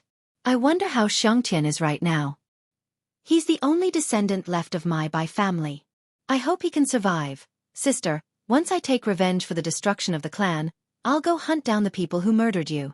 Even if I have to search to the ends of the earth, I will find them and use their blood to hold a ceremony to remember you. Sister, rest well. Your brother won't let you die for nothing. Bai Dao was filled with deep sorrow. When the Bai family had been wiped out all those years ago, only he and his sister survived. Now that Bai Yuntian was dead, all that was left in the family was him. Suddenly, loneliness began to pour out of Bai Dao's heart. He felt so lonely at the moment, as if he was the only one left from the glorious Bai family all those years ago. He had always remained in the soul-claiming mountains in recent years, having only left a few days ago. He had not learned about the major events occurring across the Tianyuan continent. He still had no idea that his sister had been revived by Jian Chen, while his nephew was no longer a mere saint ruler, now a great saint king. Suddenly, a cold breeze gently blew past him. The surrounding sounds seemed to vanish in that instant, and the city seemed to become a haunted place of deathly silence. Bai Dao's head immediately cleaned up, and he dismissed his random thoughts. He slowly raised his head and looked around emotionlessly. 10 figures had appeared in the surroundings silently at some time. They seemed to have fused with the darkness. Although they stood there out in the open, it was extremely easy for people to miss them, making it very difficult to sense them. The 10 figures stood there silently like that. No one said anything, nor did any presences leak out, causing the atmosphere to become rather odd. Burning killing intent immediately appeared in Bai Dao's eyes when he looked at the 10 people surrounding him. He could clearly remember that when the Bai family was devastated several dozen years ago, it was done by a group of people in similar attire. You've finally come. I've waited here for you for several days already. Bai Dao's voice was extremely icy as killing intent radiated from him without restraint. He slowly drew the heaven-quaking sword from the ground, adding a vast pressure to his killing intent. The 10 people said nothing, but some greed appeared in their cold gazes once they all laid their eyes on the sword in Bai Dao's hand. Speak, who are you? What organization do you belong to? Bai Dao continued after not hearing the people respond. The 10 people stood there silently, as if they were a part of the darkness. No one replied to Bai Dao's questions. No wonder we couldn't find any beast fur when we wiped out the Bai family back then, so it's actually been taken away when a survivor of the family fled. At this moment, a husky voice rang out from nowhere. It was impossible to discern its origins. One of Bai Dao's eyes began to violently flicker. He stared fixedly at the space before him. A black figure gradually appeared in the empty darkness. Seems so odd. Just who are you? Bai Dao stared at the figure. Just from instinct, he could tell that the person before him was the leader of the rest. Survivor of the Bai family. Hand over the beast fur if you want to know who I am, sneered the black figure. Killing intent surged in Bai Dao's eyes. He coldly said, if you want the beast fur, then take it from me, but you might not have the abilities with just the 11 of you. With that, the heaven-quaking sword in Bai Dao's hand began to shine with dazzling green light. The potent poison fused perfectly with the terrifying energy erupting from the sword. Swish! Bai Dao stabbed out with the sword, directly targeting the head of the leading figure. You really are a saint king, the black-clothed man involuntarily called out with his hoarse voice. His gaze immediately became stern, and with a flip of his hand, an exquisite black dagger appeared. It was only palm-sized, but it emitted a dense black glow. A cold light could vaguely be seen flickering on it through the dark glow. Kiss of the venomous scorpion. The figure called out and the dagger immediately shot out as a blur. With a violent boom, the dagger collided with the heaven-quaking sword. The sound erupted in the desolate night, alarming the entire city. Countless people woke up from their sleep and lit candles, flooding the city with light in just a few seconds. Bai Dao and the man were evenly matched in the clash. Survivor of the Bai family, you really are very strong, but you can't keep the beast fur. Why don't you hand it over obediently, and I'll spare your life. Otherwise, today next year will be when people visit your grave, sneered the man. Bai Dao said nothing. He wielded the heaven-quaking sword in his right hand while the venerable elder's voice rang out in his head. Brat, you won't be able to beat him even if you use up all of my energy. Let me deal with him. The light in Bai Dao's eyes became odd once more. He relinquished control over his body, handing it over to the venerable poison's word once again. As soon as the venerable took over, an indescribably vast presence immediately began to radiate from him. He seemed to fuse with the surroundings, as if he had turned into the world in that moment. Even a mere saint king of the fourth heavenly layer dares to be so arrogant? Dang! Venerable Poison's words sneered in disdain after gaining control. He slowly raised the heaven-quaking sword and stabbed out. Not only did the strike contain a great energy and potent poison, it possessed the profound mysteries of the world. Not only did a strike from Venerable Poison's word contain much more energy than the one from Bai Dao, its might was multiplied several times over. Phantom's flurry. The man's gaze became even sterner. Crying out, the dagger in his hand began to wildly dance about, forming a string of afterimages that filled the space before him. All of the afterimages forcefully shot out. However, the afterimages that struck the heaven-quaking sword all vanished with a bang. The sword seemed like an invincible sword, advancing like a hot knife through butter.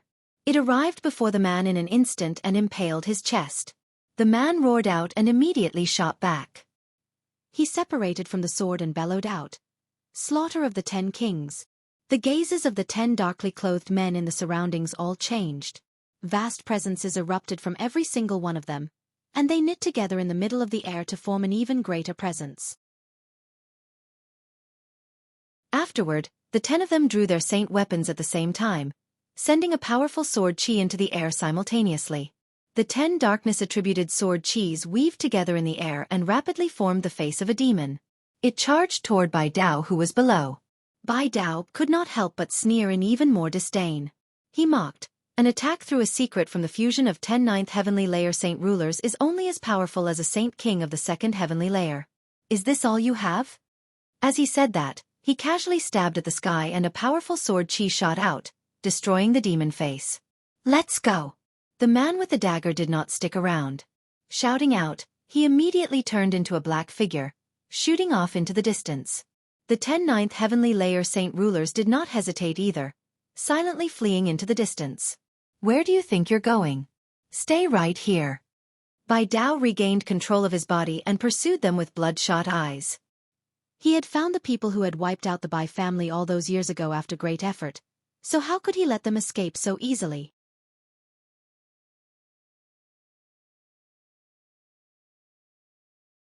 Chapter 1077, Trapped in the Yama Hall, 2. Bai Dao chased the 11 black-clothed men, leaving Hellfire City very quickly. Although they had only clashed twice in the city, the disturbance was undoubtedly great. Everyone in the city was alerted. There were even quite a few Heaven Saint Masters who quickly flew over to where the Blood Cloud clan had been, wishing to witness a battle between experts to assist them with their future cultivation. However, they were fated to see nothing. When they arrived at the ruins of the Bloodcloud clan, no one was present. Even the descendant of the Bai clan who had always remained there was gone. For some time, the fighting that rang through the city along with the disappearance of the Bai family descendants sent clouds of suspicion into the minds of the citizens of the city. The occurrences also lead to the proliferation of various rumors. The descendant of the Bai family killed Imperial Protector Mo Jian's disciple. The Imperial Protector has gathered his friends to capture him. The descendant of the Bai family has aggravated a great expert by wiping out the Bloodcloud clan and has been taken away. It's probably because the Bai family descendant has gained the attention of some expert of the continent through the beast fur, leading to another intense conflict. He cannot win, so he has already fled. I think it's extremely likely that the people who wiped out the Bai family all those years ago have appeared again. After fighting, they realized they weren't his enemy, so they fled. The descendant pursed them. The descendant of the Bai family is so strong that even Imperial Protector Mo Jian could do nothing to him. I don't think there's anyone on the continent who would want to provoke him. I think it's because his enemies have appeared. Various rumors filled every inch of the city. The matter had already gained the attention of everyone in the city, but no one knew the truth. All they could do was guess. Outside Hellfire City, Bai Dao pursued the 11 people in a threatening manner as wild gusts of wind blew past him. He was so fast that he seemed to have become a faint blur. Before him, the 10th Heavenly Layer Saint Rulers seemed to have fused together. They used a special secret technique to merge all their powers, maintaining a distance from Bai Dao throughout the pursuit. Every time Bai Dao was about to catch up to them, their speed would skyrocket and widen the distance between them in an instant. Very soon, Bai Dao had already pursued them at full speed for one whole day and night. They moved extremely quickly, traversing several 100,000 kilometers in just a day. Brat, this doesn't look right. They seem to be intentionally drawing you in with how they're acting. Be a little careful. Venerable Poison Sword's voice rang out in Bai Dao's head. Don't worry, I'm not an idiot. I know exactly what I should be doing, Bai Dao coldly replied. Now that his enemies were right before him, his killing intent boiled inside. He knew that he could finally return the debt of blood from 50 years ago. In the blink of an eye, another 3 days passed. Bai Dao had already traveled more than 1,000,000 kilometers as he pursued the group of people. It was late, and thick clouds blanketed the sky, completely obscuring the light of the moon. Thus, the night was extremely dark, so dark that vision was severely limited. After chasing them for 4 days, Bai Dao continued to tail them with no intention of giving up.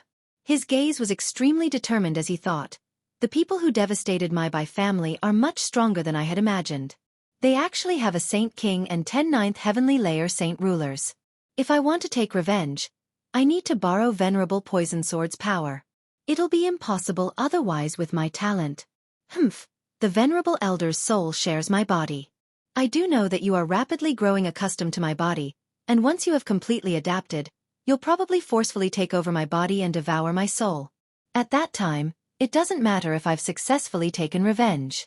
The outcome will all be the same. So why shouldn't I use everything I have? It's not like my life belongs to me anymore. Bai Dao continued to chase down the 11 people without any fear with a mindset like that.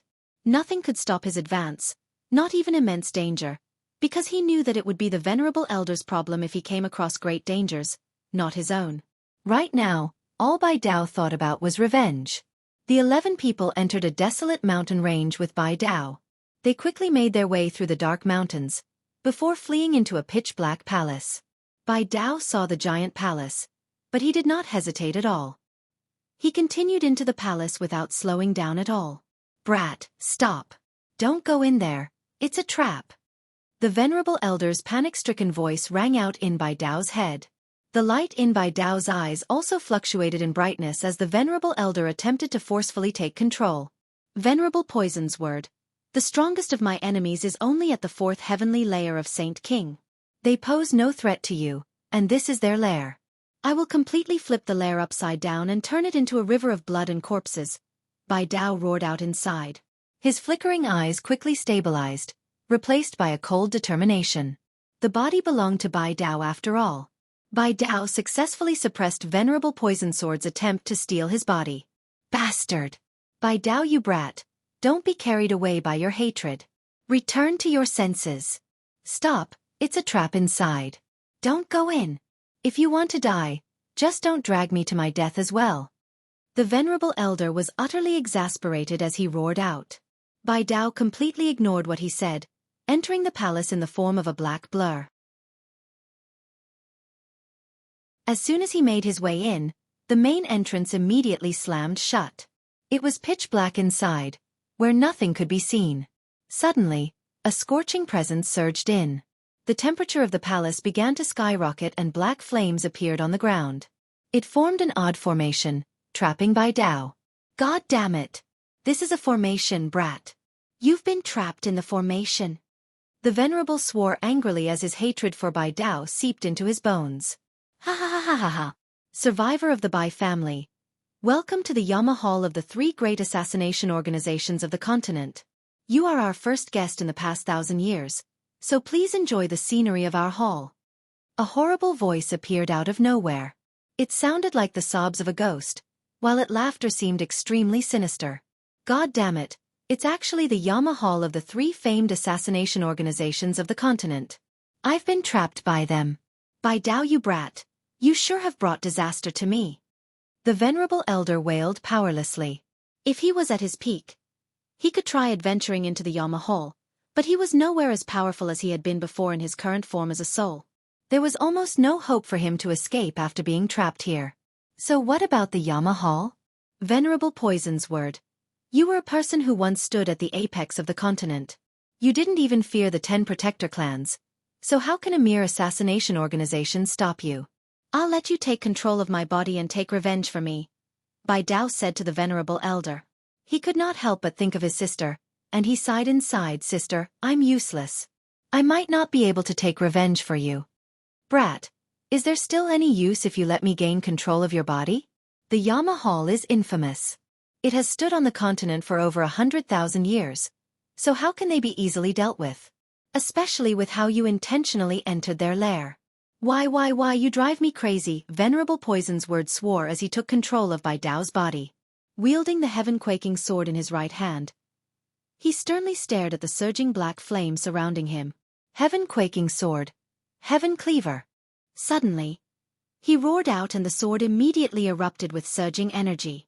With the sword raised up high, he stabbed at the ceiling of the palace. With a loud boom, the entire structure began to violently tremble. However, his devastating strike did nothing to the palace. Not even a crack had appeared. Ha ha ha ha ha, you still want to break out of this divine hall? I'd suggest you give up on that thought. This divine hall was created by a saint emperor, so unless you can deal a strike as powerful as a saint emperor, you can't break through it. The sinister laughter rang out from the dark room once more. What? It's a divine hall? Venerable Poison's word became ashen from the great shock. He lost all hope while his resentment for Bai Dao reached a limit. He was tempted to rip Bai Dao into pieces and eat him alive. A person wrapped in black robes sat on a throne in a hall at the very top of the structure. Below him sat 10 black-clothed people in 2 rows dressed in the exact same fashion as him.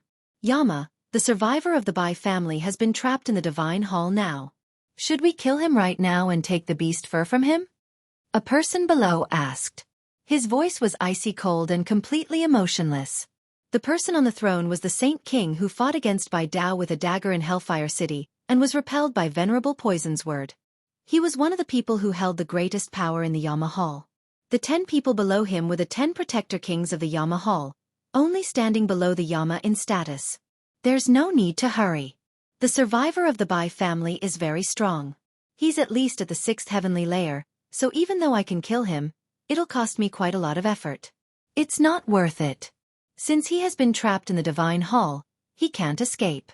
It's a pity that the primary control of the Divine Hall is still in the hands of the former Yama. I can only use a small part of the Divine Hall's power, so I can't activate all the formations of the Divine Hall. Otherwise, would there still be a need for me to personally kill him? Just the power of the Divine Hall would be enough. The former Yama's been heavily injured and has been in seclusion for 1,000 years already. I think he should have roughly recovered after 1,000 years, so let's wait for the former Yama to execute him. The Yama had no other choice. In the battle 1,000 years ago against the Blood Sword sect, their organization was heavily damaged. They lost many experts and had yet to fully recover even now. Although they could kill Bai Dao right now, it would exhaust many experts, which was something they did not want to risk. All they could do was leave Bai Dao and the venerable poison's word alive, leaving them trapped within the divine hall.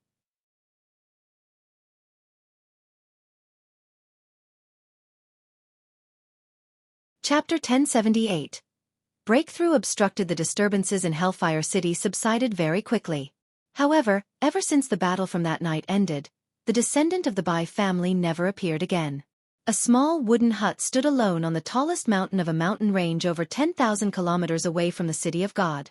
Even though it was buffeted by the cold wind all year round, it seemed to be deeply rooted to the ground. It stood there securely, without even swaying a little. The layout of the hut was extremely simple to the point where it was hard to believe that it was inhabited. Other than a wooden bed, a table, and a chair, there was nothing else. Everyone inside, however, was spotlessly clean. On the bed lay a middle-aged beauty in a dark green dress. She was elegant and her face radiated with a certain righteousness. She possessed a striking appearance, and even though she was already middle-aged, she possessed supreme beauty. A single glance would be enough to discern that she was an enchanting woman in the past. Beside the bed sat a white-robed middle-aged man. His face was filled with sorrow and pain, and he seemed rather haggard. He gently held the woman's white hand. "Kaiyun, you've slept for 1 whole year. I know that you only sealed yourself off from your aching heart and that you don't want to wake up ever again. Kaiyun, it's me who can't make it up to you. It's me who has no right to see you. The one who should have suffered punishment like this should have been me, not you. Kaiyun, why are you so silly? Kaiyun, can you hear me? Don't be so stubborn. Don't be like this, alright? Wake up. Do you know that I feel horrible when I see you like this?" Such agony. Hao Wu sat beside Zar Kaiyun, gently murmuring to himself as he held her hand. His face revealed the pain he felt. Ever since he had brought Zar Kaiyun away from the City of God, she had always remained unconscious. "Kaiyun, maybe Mu'er can wake you up. Do I have to go find Mu'er?" Hao Wu murmured as bitterness filled him. He knew extremely well that Mu'er really hated both him and Zar Kaiyun. It would be virtually impossible to get her to awaken Zar Kaiyun with her zither music. And if he really did try something like that, it would probably deepen the heavenly enchantress' hatred for him. What should I do? Just what should I do? Kaiyun, when are you going to wake up? In the blink of an eye, another 2 years passed. It had been 3 whole years since Jian Chen had arrived in Mercenary City. Jian Chen sat like a sculpture in the room Xiaoling forged from energy deep below Mercenary City. He did not move at all, not even energy rippled from his body. In the silent and ice-cold room, the space there seemed to pulse like a beating heart. A profound aura filled the surroundings, possessing the indescribable truths of the world. Jian Chen sat there just like that, borrowing the mysteries of the world invoked by Xiaoling to comprehend the truths of the world, as well as the laws of the world. After 3 years of hard work, the rate he improved at could not be described with words. He advanced from the 7th heavenly layer to the 9th heavenly layer in terms of comprehension during those 3 years and had stagnated at the 9th heavenly layer for a whole year. He was at the peak right now, only an inch away from reaching the comprehension of a Saint King. Bai Hai and Huang Tianba remained at the 7th and 6th heavenly layers respectively from 2 years ago. Their talents were nowhere near as great as Jian Chen's, so even with Xiaoling's assistance, they failed to advance 1 minor cultivation level a year. However, the speed at which they comprehended the secrets meant it would require another 3 years before they could break through once more. The reason why they had broken through together in just 1 year before was because they had stagnated at that level for several years already. They had already reached the peak, which was why they could make a breakthrough so soon. The two of them were still ravished with joy even though they had just made 1 breakthrough in 3 years, as they would have to waste at least several decades or even over 100 years to break through when they comprehended the mysteries by themselves. With Xiaoling's assistance, the time required had been reduced several times over, perhaps even more than 10 times over. In 3 years, Huang Wan's strength increased quickly as well. She reached the 4th heavenly layer of Saint Ruler, while only Chong Wuji and Yang Ling remained as Heaven Saint Masters. Chong Wuji's talent was ordinary. He had consumed heavenly resources before, but he was virtually at the end of his 1,000-year life. He seemed to have run out of momentum, so even with the assistance of the 3 beast furs, he failed to comprehend the mysteries of the world completely. He remained at the peak of Heaven's Saint Master. On the other hand, Yongling had not broken through, but he still had a lot of time ahead of him. As a result, breaking through was only a matter of time for him. Suddenly, the mysteries of the world that filled Jian Chen's room began to pulse violently. The space around Jian Chen also seemed to react, trembling. The room began to distort. Jian Chen's figure also became blurrier and blurrier, until he disappeared in the distorting space. The sunny sky above Mercenary City immediately began to darken. A thick layer of clouds rapidly appeared, enveloping the entire city. The clouds shrouded the sunlight, obscuring the sky. They rapidly expanded, covering a radius of 100,000 kilometers. They threw Mercenary City into darkness in that instance. The sudden change in weather caused everyone in Mercenary City to stop what they were doing. At that moment, everyone raised their heads at the sky. All of them were filled with surprise and were curious, so they began discussing the changes all over the city. No one knew what was happening. The speed at which the clouds had gathered was unbelievable. It did not seem like a storm at all. Just as everyone discussed the sudden change in the clouds, a vast pressure suddenly appeared and pressed viciously down from space.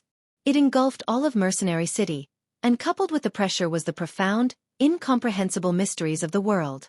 Immediately, everyone felt like a boulder was pressing against their chests, making it difficult for them to breathe. Some weaker people even felt like they were suffocating. These are the mysteries of the world. Someone's broken through to Saint Ruler. No, I've personally witnessed the birth of a Saint Ruler before. The pressure was never this great, and the mysteries of the world that descended were not as strong. Has someone become a Saint King? The birth of a Saint Ruler is accompanied with 5 colored rainbow clouds. If it's a Saint King, there will be 7 colored rainbow clouds. Let's just wait to see the color of the clouds to know if it's a Saint Ruler or a Saint King. Look, everyone, colors have appeared. The rainbow clouds have appeared. Experts were plentiful in Mercenary City, so a few experienced ones could see through the odd phenomenon of the clouds with a single glance. They immediately called out as envy filled their eyes. Afterward, a dazzling multicolored light pierced through the darkness. It appeared in the thick layer of clouds and quickly became magnificent. It reached 7 colors in total very soon, dyeing all the clouds. It was enchanting. It's 7-colored. The clouds are 7-colored. A Saint Ruler's broken through to Saint King. Who has broken through? Is it an elder of Mercenary City? Looks like Mercenary City has gained another expert from today on. The crowd fell into a hubbub. Everyone was extremely excited. To personally witness the birth of a Saint King was something they could only experience through luck. There were just too few Saint Kings on the Tianyuan continent, and it would be difficult for a Saint King to appear even with several billions of people. The appearance of the 7-colored rainbow clouds alerted all the high-ranking members of Mercenary City. With Tianjian as their leader, a group appeared in the air as they stared at the clouds in the sky in amazement. Grand Elder, just who has broken through in our Mercenary City? Why do I sense nothing in regard to this? Is it because the person who broke through isn't in the city but elsewhere and Mercenary City just happens to lie in the radius of the rainbow clouds? An elder politely asked from behind Tianjian. Tianjian stared unblinkingly at the clouds in the sky as interest filled his face. He said, "The clouds are centered around Mercenary City. The person who has broken through is indeed in this city, but he has hidden himself very well. Even I cannot sense where he is." At this moment, an odd phenomenon suddenly appeared. The pressure that filled the surroundings rapidly weakened and in just a few seconds, it completely disappeared, as if it was never present. The rainbow clouds also began to dull, turning into nothing in a few seconds as well. A deep blue sky reappeared. Tianjian furrowed his brows slightly when he saw this change. Shock filled his eyes and he called out, "What's happened? Why have the clouds disappeared?" When someone breaks through to Saint King, the clouds will remain for 7 whole days. But why have the clouds dispersed so quickly right after they had formed? This has never happened before. This is unheard of. There is no record of this whatsoever. An elder beside Tianjian cried out in astonishment. Tianjian pondered the occurrence as he stared at the sky.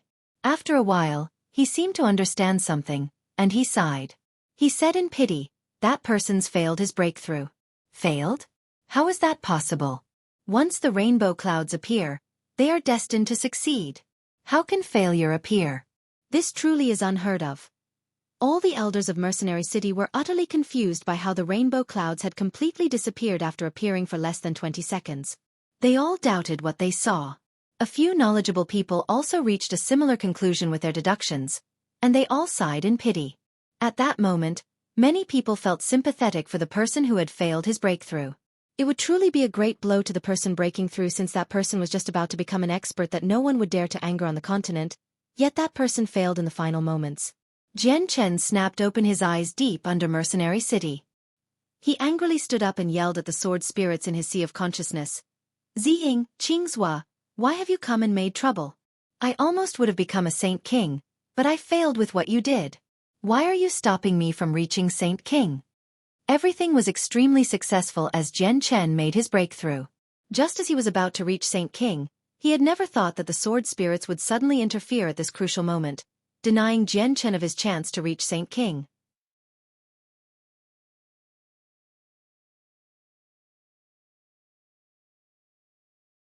Chapter 1079. The 5 major realms of the sword. Jian Chen stood up angrily as regret and pity filled his heart. Saint King. That was something he had longed for a very long time. Although reaching Saint King in terms of comprehension would not increase his strength, he could rip open space gates if he did. When that happened, the size of the world did not matter, nor did the distance between two places. It would all just be a step away for Jian Chen. He would no longer need to rely on Rui Jin and Heiyu if he wanted to go to some distant place. Saint King was the level of cultivation Jian Chen had yearned for. He did not lack prowess in battle. He lacked cultivation. Master, you can't continue your comprehension of the mysteries of the world because it'll only be detrimental to you.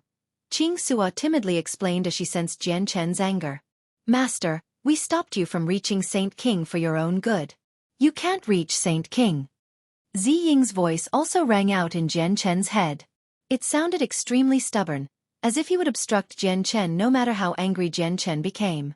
Jian Chen calmed down very quickly with that. He suppressed his anger and growled. Ziying, Qingxia, just what is this about? Why can't I become a Saint King? Master, you must take the way of the sword as your cultivation path. The way of the sword conflicts with the mysteries of the world you currently comprehended. The two cannot exist together, or they'll affect your future cultivation greatly. Master, are you wondering why we did nothing to obstruct you when you went from the 7th heavenly layer to the 9th heavenly layer? Well, when your comprehension remains at the 9th heavenly layer, Qingxua and I still had the ability to forcefully purge your comprehension of the mysteries of the world, allowing Master to embark on the way of the sword with no distractions in the future. But if Master reaches Saint King in terms of comprehension, it will be extremely difficult for Qingxua and I to purge your comprehension. This is why you cannot reach Saint King. What? You even have to purge my comprehension later? Jian Chen was astounded. In other words, I will lose all my comprehension of the mysteries of the world, including the Saint Ruler abilities I currently possess? Correct. But don't worry too much, Master. Once you embark on the way of the sword, you will discover that it is much more powerful than the mysteries of the world you are currently comprehending, said Ziying. Master, the way of the sword is publicly acknowledged as one of the most powerful pathways of cultivation. Before the way of the sword, the mysteries of the world are nothing. Unless the disparity in cultivation is vast, the way of the sword is invincible, said Qingxua. Ziying, Qingxua, is the way of the sword really as powerful as you've described it to be? If I do embark on the way of the sword, just what level of strength will I obtain? Jian Chen was rather moved. He was a swordsman after all, so he had a special connection to the sword. The temptation he felt for the way of the sword just mentioned by Ziying and Qingxua had reached a level that could even make him risk his life. Master, there are 5 major realms of cultivation for the way of the sword. They are Sword Origin, Sword Spirit, Sword Immortal, Sword Sage, and Sword God. These 5 realms do not represent certain levels of cultivation. They are like the Saint Tier, Heaven Tier, Earth Tier and Human Tier battle skills on the Tian-Yuan continent. They represent great battle prowess and supreme offensive power. However, the way of the sword is far, far greater than those battle skills on the Tian-Yuan continent. The disparity is basically a huge chasm. Even the weakest Sword Origin far exceeds Saint Tier battle skills by several times over. And once you reach the Sword Origin realm, every time you attack, Every strike you make will far exceed the strength of Saint-tier battle skills. At the same time, they are unlike the Saint-tier battle skills which consume vast amounts of energy when they are used and cannot be used consecutively even by Saint Kings, explained Ziying. He paused slightly, pondering a little before continuing. The way of the sword is extremely suitable for Master. If Master embarks on this path of cultivation, you will possess a supreme advantage over others.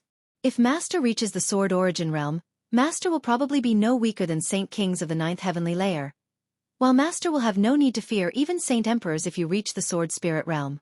Also, the battle prowess gained by these realms will increase as Master's base strength grows. The way of the sword was like a heaven-tier battle skill. If it was given to an Earth Saint Master, they would be able to display the strength of a Heaven Saint Master, and if a 6th cycle Earth Saint Master cast it, they would even be able to heavily injure Heaven Saint Masters. At the same time, if the same Heaven-tier battle skill was used by a Heaven Saint Master, the strength would be even greater. Once one of the 5 major realms was reached, battle prowess and offensive capabilities that would be increased, not the person's base strength. At the same time, this boosted battle prowess would increase with the growth of base strength. Jian Chen currently possessed the battle prowess of a 7th heavenly layer Saint King, but this was brought upon by the Emperor armament. Without it, he would only be as powerful as a Saint King of the 3rd heavenly layer. That was Jian Chen's base strength. Although his comprehension of the mysteries of the world was far below that, the energy within him had reached the 3rd heavenly layer, which he could also use as he willed. Jian Chen immediately became filled with excitement because of what the sword spirits said. He no longer resented them for obstructing his attempt to reach Saint King. Instead, it was replaced by a powerful desire to learn the way of the sword. Master, do you still remember when you fought with Xueqi Yun outside the City of God? You entered a wondrous state during that fight, unintentionally dealing an attack that exceeded your current strength. That was actually the way of the sword, but only the edge of the 1st realm. It's just a pity that you don't have your fated swords, or Master would have reached the 1st realm long ago. Ziying's voice was filled with pity. Jian Chen immediately thought back to when he fought Xueqi Yun and reached an understanding. He murmured, "So I had touched the edge of the way of the sword back then. Now I know that that was actually the way of the sword." Jian Chen looked forward to the way of the sword even more now. He felt like this was the cultivation pathway that suited him. Master, if you want to embark on the way of the sword, you need to obtain your fated swords. Only after successfully forging the azulate swords can you comprehend that pathway and reach sword origin, said Xueqi. He also displayed much anticipation. Ever since the sword spirits took Jian Chen as their master and brought his soul to the Tianyuan continent, Jian Chen's future cultivation pathway was destined to be the way of the sword. It was just that he had never possessed his fated swords, delaying the time when he would step on the way of the sword. This was why Jian Chen was forced into a cultivation pathway that belonged to this world, so that he could survive. The sword spirits had also been waiting for the day when the azulate swords would be forged after all these years. Only by forging the azulate swords would Jian Chen gain his fated swords, allowing him to truly begin his journey on the way of the sword. The azulate swords, the azulate swords. It's the azulate swords again. Jian Chen became troubled. The materials for the swords were just too difficult to find. Every single one could only be found through luck, so he could not obtain them just because he needed them. Jian Chen gently sighed. He would never give up no matter how hard it would be to find the materials. Not only was this because of the 2 supreme swords he had longed for, it was also so that he could successfully comprehend the way of the sword and enter the 1st major realm, sword origin. Ziying, Xueqi, just how many materials do I lack before I can forge the azulate swords? Jian Chen asked. There's still 4 more. We already have some leads for one of them, which is the Heaven's Soulstone Master came across when you faced the assassination of Yamahal. Although we've already obtained a little from that assassin, it's nowhere near enough, said Ziying. The Heaven's Soulstone and the Yamahal. Jian Chen softly murmured as a gleam of cold light flashed through his eyes. There was no longer any point for Jian Chen to stick around now that his breakthrough had been obstructed and that he could not reach Saint King. After checking on Bai Hai and the others, he roused Huang Luan from her cultivation and bid farewell with Xiao Ling, before leaving with Huang Luan. Although he wanted to leave Huang Luan there so she could continue her comprehension, the seal in Huang Luan's head had not been erased yet. As a result, he wanted to take Huang Luan to the Protector clan and find a method to remove the secret technique. He could bring Huang Luan to the city at any time in the future and have Xiao Ling assist her in comprehending the mysteries of the world. Xiao Ling unwillingly bid farewell to Jian Chen, before sending Jian Chen and Huang Luan to the surface of the earth. When the two of them appeared, the disturbance from the rainbow clouds still lingered about, so they could hear discussions regarding the clouds everywhere. Jian Chen, why are there so many people talking about 7-colored rainbow clouds and someone reaching Saint King? Are they talking about you? Have you reached Saint King now? Huang Luan stared fixedly at Jian Chen with her large eyes as she asked in surprise. Affection filled her eyes as she looked at him. Right now, Jian Chen's head was filled with matters regarding the way of the sword and the azulate swords, so he had stopped caring about his failure to reach Saint King long ago. He could not help but smile after hearing what Huang Luan had said. He replied completely unperturbed, "They seem to be talking about me. I did indeed fail my breakthrough, so my comprehension is still at the 9th heavenly layer of Saint Ruler."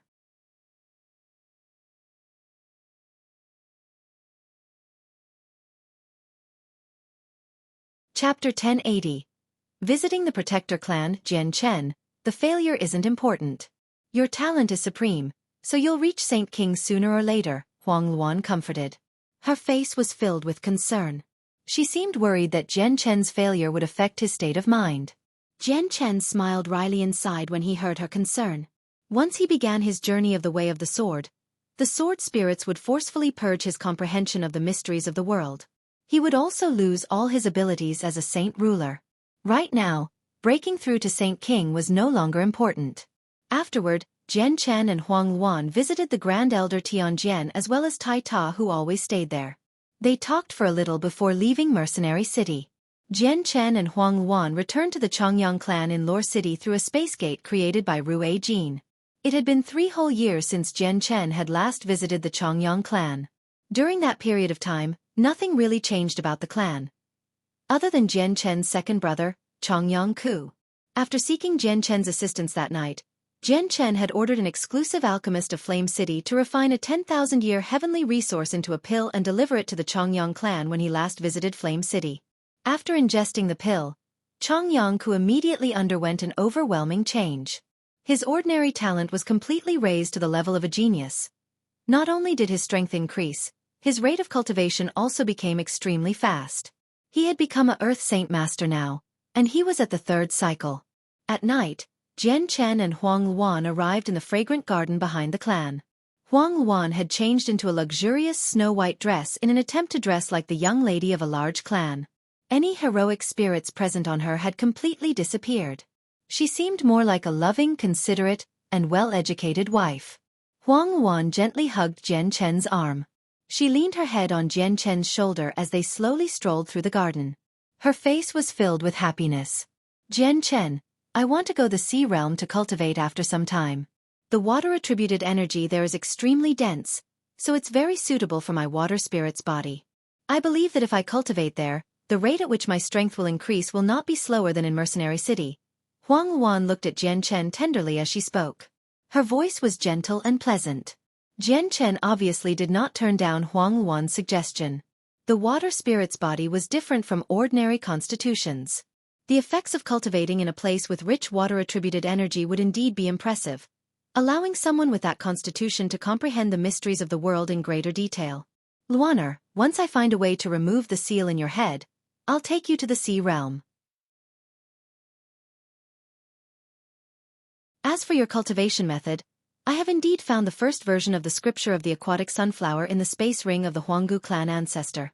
However, it's only an elementary Saint tier cultivation method. Let me see if I can obtain a better Saint tier cultivation method more suited for you from the sea goddess after I return to the sea realm. I think she knows quite a few as one of the 4 supreme experts from ancient times," Jian Chen caringly said. Huang Luan had already become his woman both in name and in reality, so he needed to put all his effort into forging her future. Huang Luan nodded obediently and sweetly smiled. She felt extremely moved with how much care Jian Chen was showing. At the same time, she felt extremely satisfied. Jian Chen's eyes suddenly froze at this moment. A delicate person in luxurious robes currently sat in a pavilion up ahead. "Second aunt," Jian Chen whispered inside. Although all he could see was her back, He could tell with a single glance that she was his second aunt who had loved him like his own son since he was young. Jian Chen and Huang Luan hurried to the pavilion. Arriving before her, Jian Chen asked, "Aunt, it's already so late. Why are you sitting here all by yourself?" Yu Fengyang sat in an utter daze. She seemed to have failed to notice Jian Chen at all, so the sudden voice immediately caused her to jump in fright. She looked back instinctively, and when she discovered Jian Chen, a forced smile appeared on her sorrow-ridden face. She said gently, "It's Xiang Tian."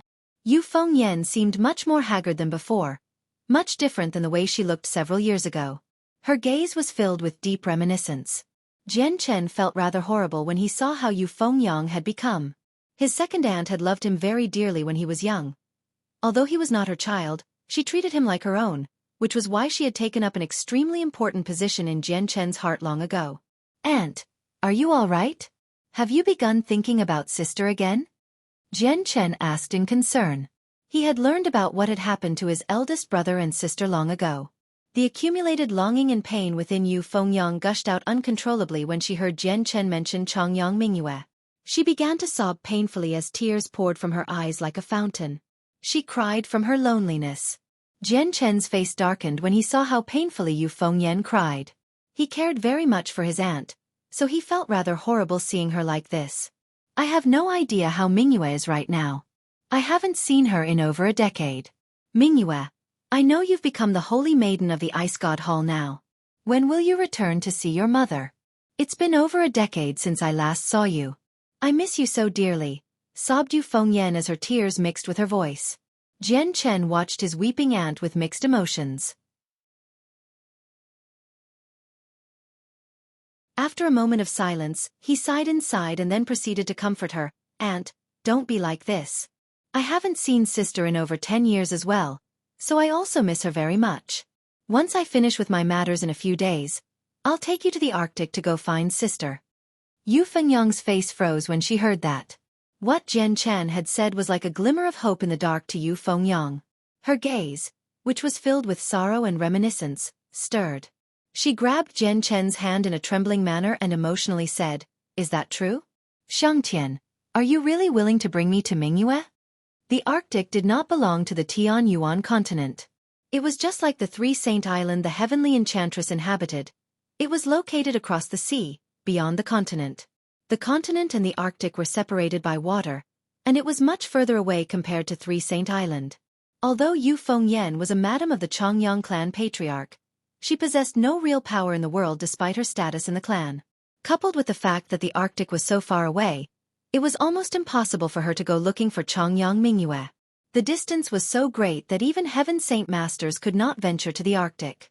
Only Saint rulers possessed the ability, and even they would find it costly to take this very long journey. Yu Fengyang's status in the clan was not at the level where she could ask a saint ruler to accompany her to the Arctic. "Aunt, don't worry. Once I deal with everything, I will definitely go to the Arctic Ice God Hall," swore Jian Chen. He actually missed his sister very dearly as well. Other than Bai Yuntian, his sister treated Jian Chen the best during his childhood. Even far better than his own father, Changyang Ba. Jian Chen and Huang Luan accompanied Yu Fengyan back to her room after comforting her, before separating to their own rooms. The morning of the next day, Jian Chen went to visit Kendall's wife and son. Their inn in Lore City was extremely famous. Everyone in the city knew about it. Its name had even spread throughout the entire kingdom. The inn was the safest inn in Lore City, possibly even in the entire kingdom. Fights and arguments would rarely occur there, and if there were people who dared to start a fight, a large group of mysterious experts would charge in from outside and throw them out without exception, sometimes even taking their lives. The inn was always protected by a group of mysteries experts. The identities of these people had already become a known secret in Lore City. Many people knew that they were members of the Changyang clan. Over time, it led to extremely few conflicts in the inn. Some fleeing mercenaries had even treated the inn as a safe haven. Jian Chen had already repaired San's saint weapon that had been destroyed by the people of the Yangji sect, allowing him to cultivate once more.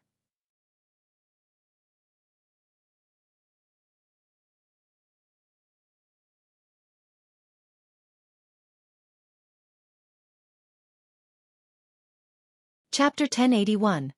The bell of grand clarity chimes 9 times. Jian Chen and Huang Wan stood together 1,000 meters in the air as they observed their surroundings.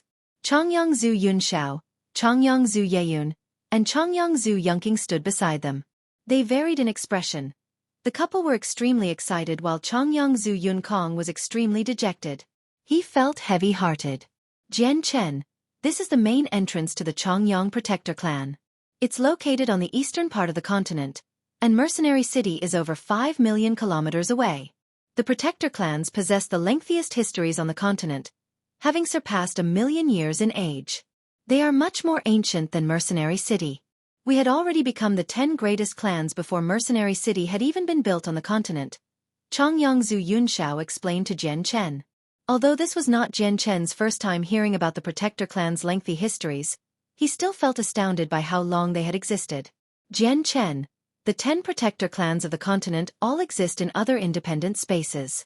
This space is described as a world by us, so it is a smaller world, no different than the Tianyuan continent, except for the fact that the energy of the world is much more abundant than the Tianyuan continent. As he said that, Changyang Zhu Yunxiao gently raised his right arm. A vast amount of energy shot out, before silently disappearing 100 meters away. The space there immediately began to ripple and 100-meter-tall gate suddenly appeared. A whole different landscape appeared on the other side of the gate. There were beautiful mountains and rivers, as well as various birds soaring through the sky and small beasts scurrying on the ground. It was a world virtually the same as the Tianyuan continent. Jian Chen, this is the largest gateway into our Changyang clan. It is called the World Gate, and it is rarely ever opened. However, whenever it is opened, it is because of a large-scale mobilization of the experts in the clan or because someone of great status has come. Changyang Zhu Yunxiao stared deeply at Jian Chen, wanting Jian Chen to understand just how the Changyang clan felt in regards to him. Jian Chen examined the World Gate, but he failed to find anything special about it after looking around. He also lost interest as a result. He said, "Great-grandfather, great-grandmother, let's go in. Go in with my father and mother, Jian Chen. I'll be waiting outside," Changyang Zhu Yunkong said with a dark expression. "Why can't you come in with us, great-grandfather?" Jian Chen looked at Changyang Zhu Yunkong in confusion. His main reason for visiting the clan this time around was to help Changyang Zhu Yunkong remove the seal in his head. Changyang Zhu Yunkong gently sighed and said nothing. He was in a horrible mood. "Jian Chen, it's true that Yunkong can't go in.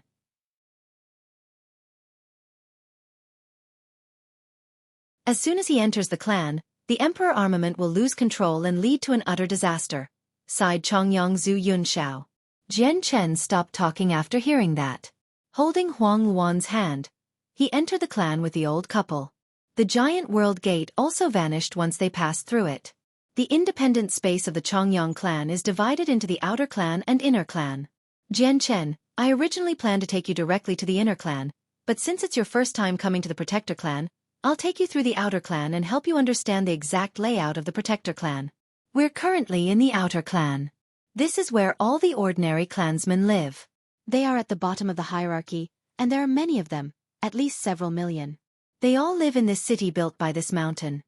In the clan space, there are many mountain ranges and thus countless magical beasts.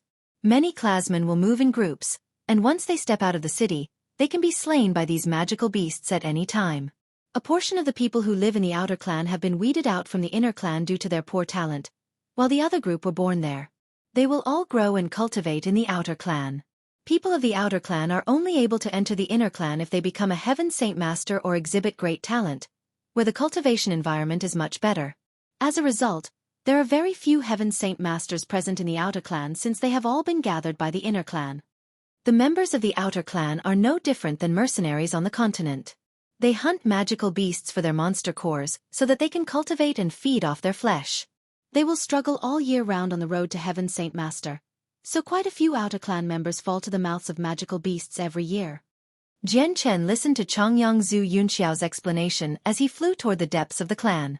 As he passed over various mountain ranges, he would find a few members of the outer clan in intense battles with magical beasts. He could not help but think back when he was no different, trying to increase his strength. He killed magical beasts for their monster cores and ate them for food, paving a path out of magical beast corpses. He would live in forests filled with danger. Only those who had experienced this themselves could truly understand the difficulties. Jian Chen also saw the city mentioned by Changyang Zhu Yunxiao as he traveled. It was not an extraordinarily big city. It was covered in the marks of time, having stood for countless years. However, it continued to stand strong, and it was encased by a powerful barrier to protect the people living in it. Jian Chen passed through the outer clan very soon and arrived at the inner clan. The abundance of the energy of the world in the outer clan could only be compared to some blessed lands on the Tianyuan continent, while it was several times more abundant in the inner clan. The rate of cultivation in the inner clan is equivalent to using monster cores. The energy of the world here is extremely abundant, making it several times easier to cultivate. Jian Chen sighed inside when he sensed the abundance of energy in the inner clan. A vast disparity existed between the inner and outer clan. At this moment, Jian Chen suddenly narrowed his eyes. Some disbelief filled his face. He saw a piece of land floating in the sky. The land was huge, several dozen kilometers across. It was as large as a king city. People could be seen moving about everywhere among the structures constructed on the piece of land.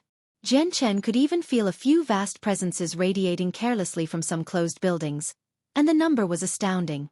The most eye-catching part was the very center of the piece of land. A palace, several hundred meters tall, stood there quietly like a slumbering primordial beast, radiating with an invisible pressure that would shock anyone. It seemed like the ruler of the piece of land. This floating piece of land is the center of our Changyang clan. It is where all our experts gather, and the divine hall in the center is where all the great elders cultivate. Other clansmen with superb talent are also allowed in, Changyang Zhu Yunxiao explained from beside Jian Chen. Dong. Suddenly, a great chime rang out. The sound spread everywhere and so did its echo, ringing magnificently through the entire space in which the clan inhabited. The moment the chime rang out, everyone on the floating piece of land stopped. They all stared at the sky in surprise. Dong, dong. The chimes rang out 3 times consecutively, and when the third one rang out, many doors of the closed buildings suddenly opened. Various cultivators who lived in them emerged. This is the chime of the bell of grand clarity. It was made to welcome valued guests, and it hasn't rung for 100 years. I wonder which valued guest has come to visit our clan. It must be a great elder of some other protector clan. The bell has chimed 3 times. The person must be someone who can raise storms. Quite a few discussions broke out among the people who emerged. The chiming did not stop. More, humongous sound waves swept through the space, reaching every corner of the clan. Very soon, it had chimed 6 times in total. A portion of the other buildings suddenly opened after the 6th chime. Saint rulers emerged as vast amounts of energy coiled around them. They stared at the sky in surprise, and one of them softly murmured, "It's been a whole century since the bell of grand clarity has rung. I remember last time, it was due to a visit from a great elder of the Tyrant's Blade School, and it only rang 3 times, yet the bell has rung 6 whole times now."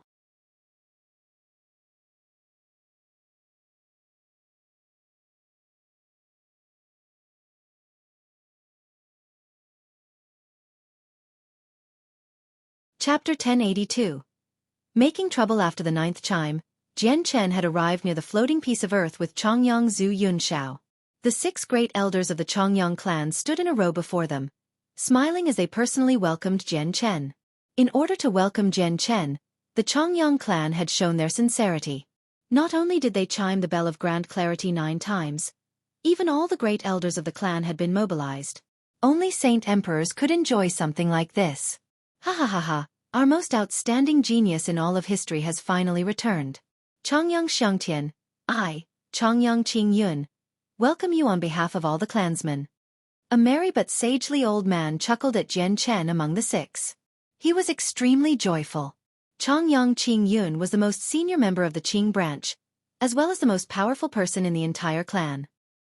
He was the only one who had reached the great perfection of Saint King in the clan, having been stuck at the bottleneck of Saint Emperor for many years now.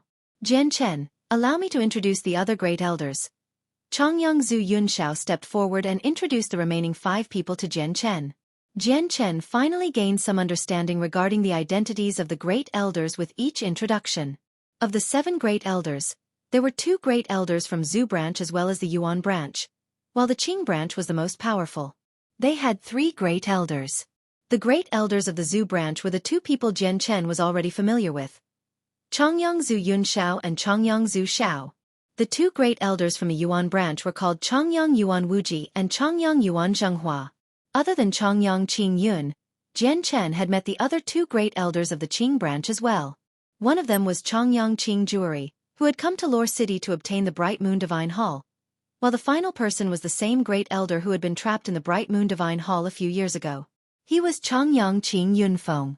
After Chongyang Zhu Yunxiao's introduction, Chongyang Qing Jueri said, "Yunxiao, you should call him Chongyang Shengtian.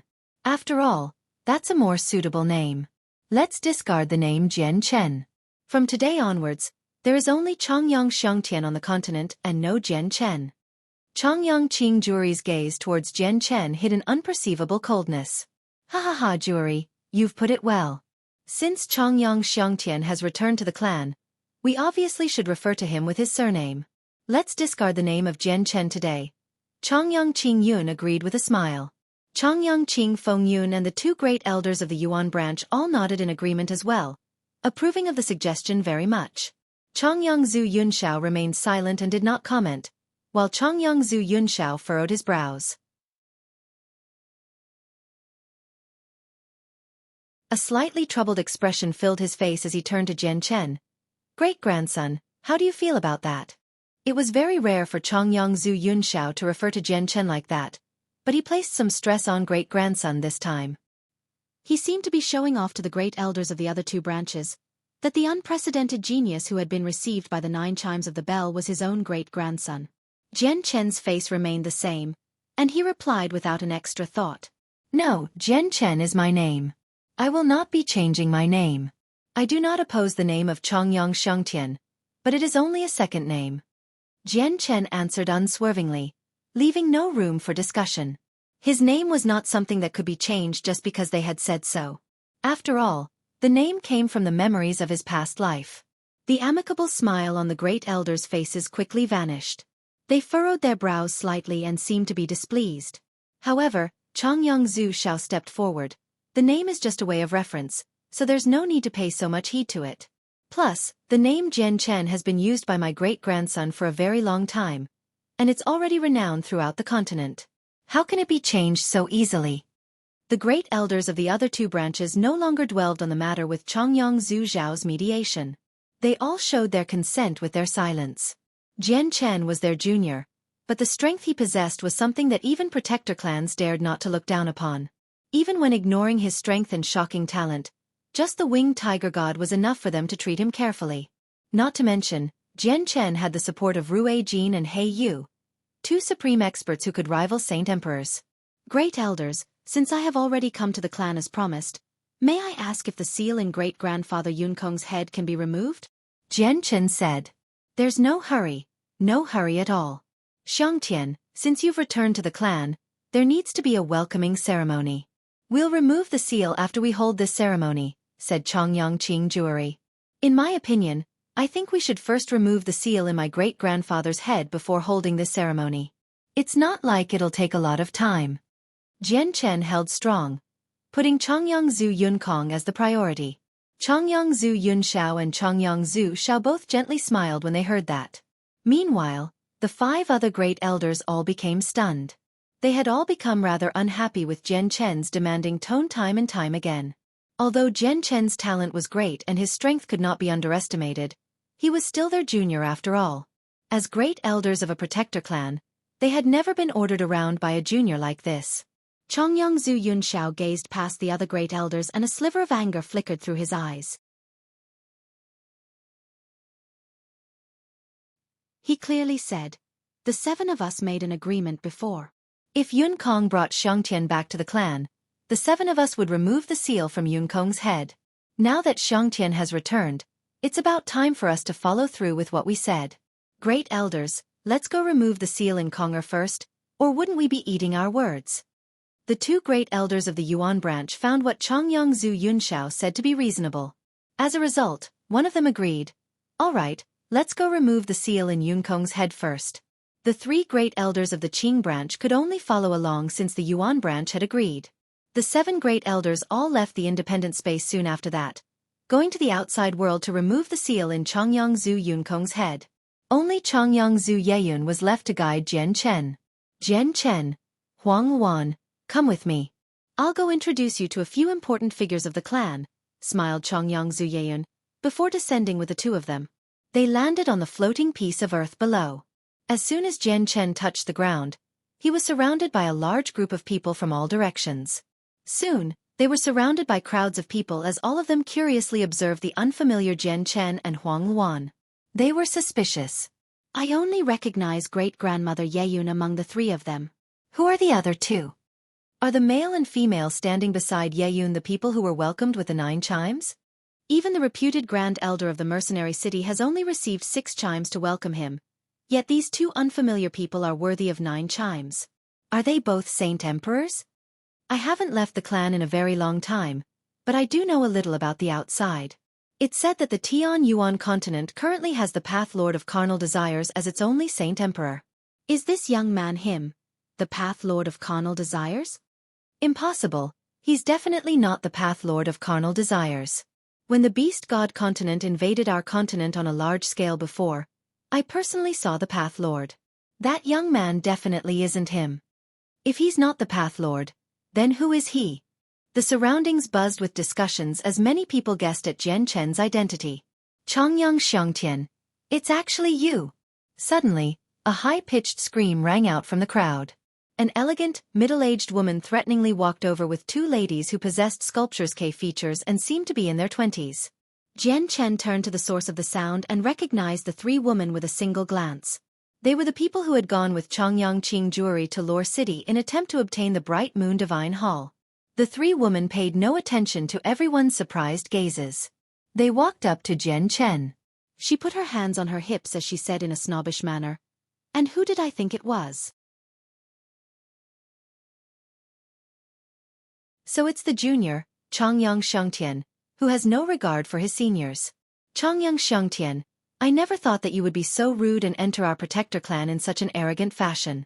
You sure have surprised me." Chongyang Zhu Yeyun's face immediately sank when she heard that. She became furious, while even Jian Chen's face sank as well. Huang Wan furrowed her brows and frowned. She also seemed unhappy. "Leng Shuang, do you recognize this brother? Who is he?" From behind, a hunchbacked old man asked with a husky voice. The middle-aged woman treated the old man with a lot of respect. Her expression immediately changed and she mildly said, "Uncle Fengyu, you've been in seclusion for many years so you definitely won't know about Chongyang Xiangtian.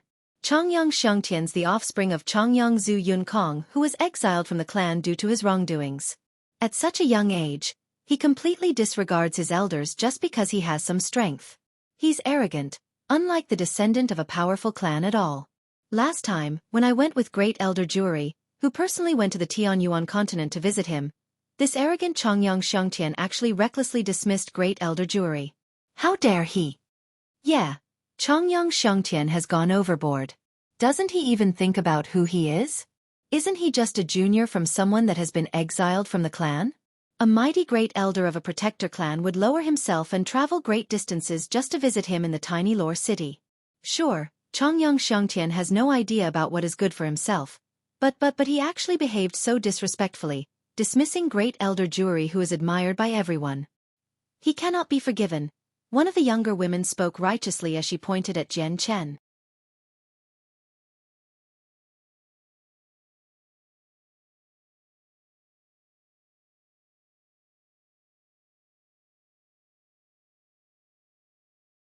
Humph, I know you're very strong, but the Protector clan is not a place where you can act without restraint.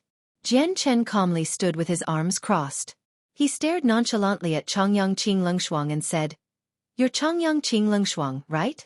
Jian Chen's voice was rather icy, and it possessed no emotion whatsoever. However, what he said was a great provocation and was without a doubt scornful in Chongyang Qing Lengshuang's ears. She immediately became enraged as she screamed, "Chongyang Xiangtian, you disrespectful descendant. How dare you refer to me by my name? Are all the seniors of the clan nothing in your eyes?" Chongyang Qing Lengshuang looked around at the crowd as anger filled her face. She continued, "Look, everyone, just which rule of the clan has Chongyang Xiangtian broken already? As soon as Chongyang Qing Lengshuang finished talking, she became surprised. In that moment, she felt like the surrounding temperature had plummeted, as if she had been thrown into a cavern of ice.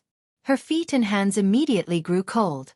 The next moment, a suffocating feeling suddenly appeared. Her neck had already been tightly grasped by Jian Chen's hands, preventing her from breathing. Her face immediately became rather pale. The unpleasant sound of choking came from her throat. She had lost her ability of speech now that her neck was being tightly grasped. She felt astounded inside as she gave Jian Chen a death glare with her wide eyes. She struggled to believe just how bold Jian Chen was, to move against her even in the Protector clan. Jian Chen tightly grasped her neck as the powerful grip of his right hand crushed her neck forcefully. Without showing any mercy just because she was female, he said, "Chongyang Qing Lengshuang, do you really think that I won't do anything to you just because we're in the Protector clan right now? I can kill you even here." Everyone fell silent at that moment. They all stared at Jian Chen in shock as disbelief flooded their face. No one had ever thought that Jian Chen would actually be so reckless, conducting such a treacherous action before everyone as a junior. Release Auntie Lengshuang. At this moment, the two women who always followed Chongyang Qing Lengshuang finally returned to their senses. Without any fear, they drew their saint weapons and stabbed at Jian Chen as hard as they could. A sharp light flickered through Jian Chen's eyes and the surrounding space froze in that instance. He used his abilities as a saint ruler to forcefully immobilize the two women. Bang! The next moment, the frozen space violently shook before suddenly shattering. The two women both flew back after vomiting a mouthful of blood. They were heavily injured and were caught by two old men in the end. The two old men were both saint rulers. After quickly checking over the two women, their expressions changed, and they furiously yelled at Jian Chen. "How dare you, Chongyang Xiangtian? How dare you act so recklessly and injure people from the Protector clan? Everyone, let's capture this arrogant bastard." The two old men charged at Jian Chen. Powerful presences radiated from every part of them. They had no intentions of holding back. Several other saint rulers in the crowd also became furious and charged at Jian Chen. Just as a wrinkly old man wanted to charge up to teach Jian Chen a solid lesson, he was suddenly stopped by a middle-aged man. The old man could not help but call out furiously, "What are you stopping me for? Move, I want to teach that disrespectful junior a solid lesson." "Old man, it's best if you don't take part. That junior's something else. We can't afford to provoke him." The middle-aged man used a communication technique as he stared at Jian Chen in deep fear. Similar occurrences happened elsewhere. Throughout various parts of the crowd, a few other people who wanted to teach Jian Chen a lesson were stopped by their good friends. There were still some people who knew things about Jian Chen in the Protector clan. There were not many of them, but everyone who did understand Jian Chen's abilities helped out their friends. Even though a few saint rulers were stopped by their companions, 5 saint rulers, who didn't understand the depth of Jian Chen's abilities, angrily charged at him. They reached for Jian Chen with their powerful hands, trying to capture him. Meanwhile, the two old men who had caught the ladies had drawn their saint weapons. Energy rippled from the weapons as one of them stabbed at Jian Chen. The other one chopped at Jian Chen's arm that was mercilessly holding Chongyang Qing Lengshuang by the throat. He wanted to sever Jian Chen's entire right arm. Even though Jian Chen faced the attacks from 5 saint rulers at the same time, he did not panic at all. He remained composed, except his gaze became colder. It turned into a glare. "You want to harm me, mere saint rulers? You overestimate yourselves," Jian Chen growled. His voice was clearly heard by everyone. A few people who did not know who Jian Chen was felt shocked when they heard his cold and arrogant words. They all thought that Jian Chen was extremely arrogant inside, where he even looked down on saint rulers and even provoked them by labeling them as overestimating their own abilities. Jian Chen's grasp on Chongyang Qing Lengshuang's neck remained tight, while his empty hand curled into a fist. Without even looking at the 5 saint rulers, he threw a punch at the saint weapon that chopped toward his arm. Jian Chen's punch possessed unbelievable speed. The instant it began moving, it temporarily disappeared. The punch contained Jian Chen's 9th heavenly layer comprehension of space, so it contained spatial force. It struck the saint weapon instantly. Bang! The collision made a muffled sound.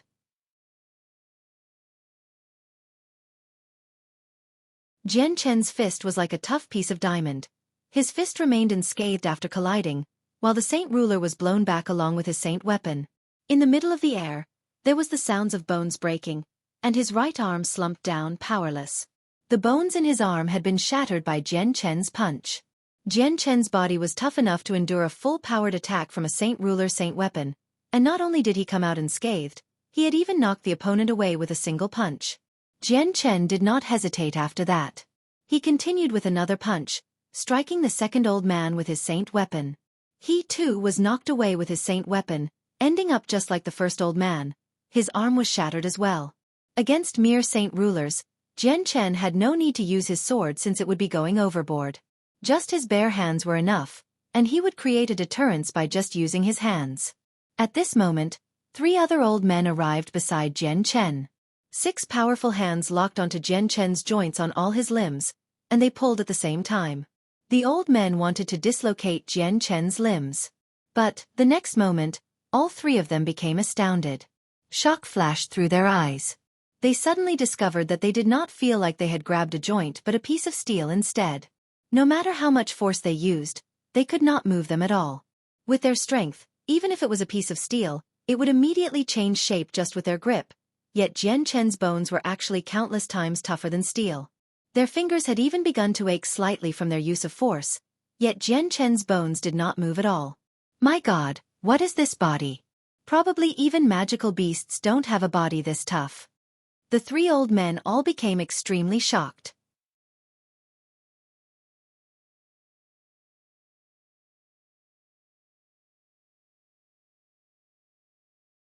Chapter 1084.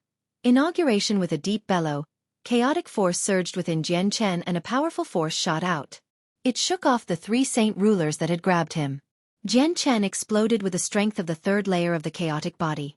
It was equivalent to the 3rd heavenly layer of Saint King, far greater than anything Saint Rulers could withstand. The 3 Saint Rulers all shot back as they vomited blood, now heavily injured. A few people immediately flew out of the crowd to catch the injured people. When they checked their injuries, their expressions changed in surprise. Do you really think that I won't do anything to you just because we're in the Protector clan? I'll spare your lives this time considering we are in the same clan and come from the same ancestor. If something like this happened on the Tianyuan continent, your lives would be dancing at my fingertips, Jian Chen coldly said as he glanced past the 5 Saint Rulers. He showed them no respect, nor did he bother to ask which branch they were from. To Jian Chen, he recognized no one else in the Protector clan other than Chongyang Zhu Yunxiao and Chongyang Zhu Yeyun.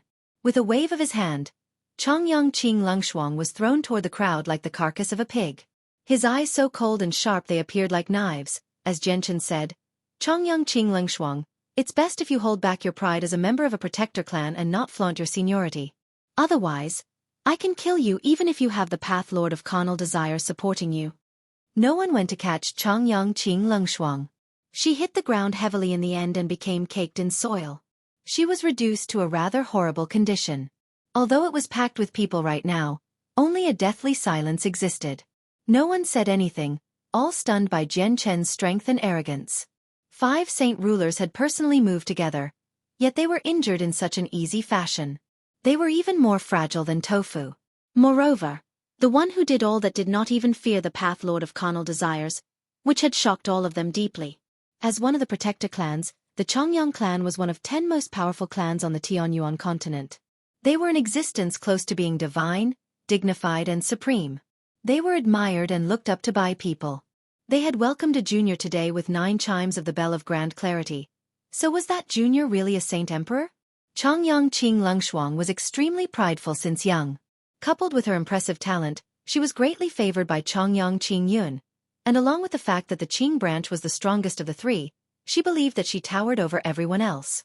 She immediately lost her rationality due to anger.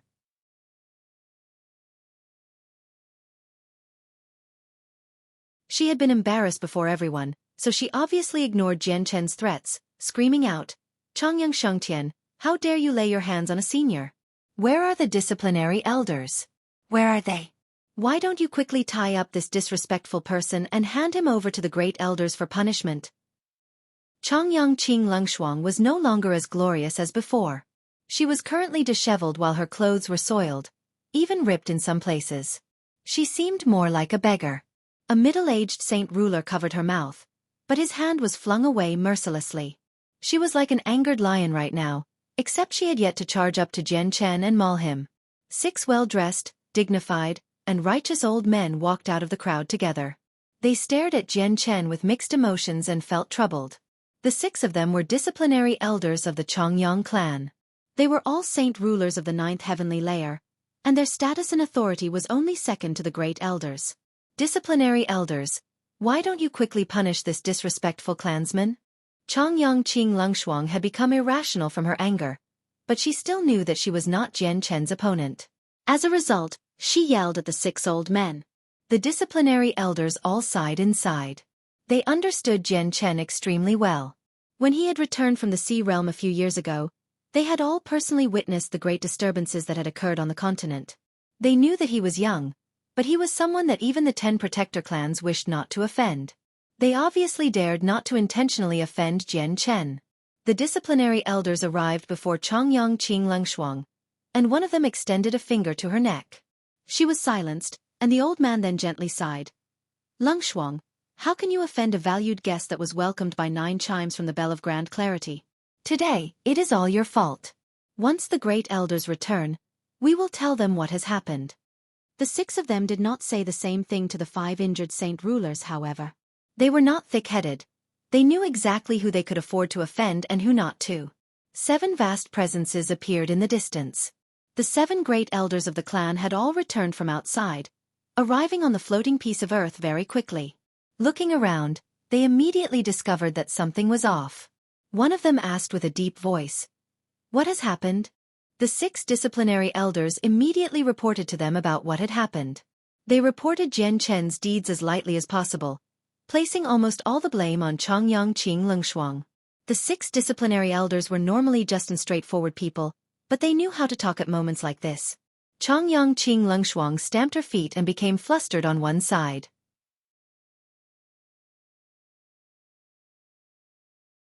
Her face was filled with an unwillingness for this to occur and a feeling of being wronged. It was just a pity that she could not talk and that she was immobilized by 2 disciplinary elders beside her. She received no chance to challenge what they had said. Chongyang Qing Yun slightly frowned after the disciplinary elders gave their report.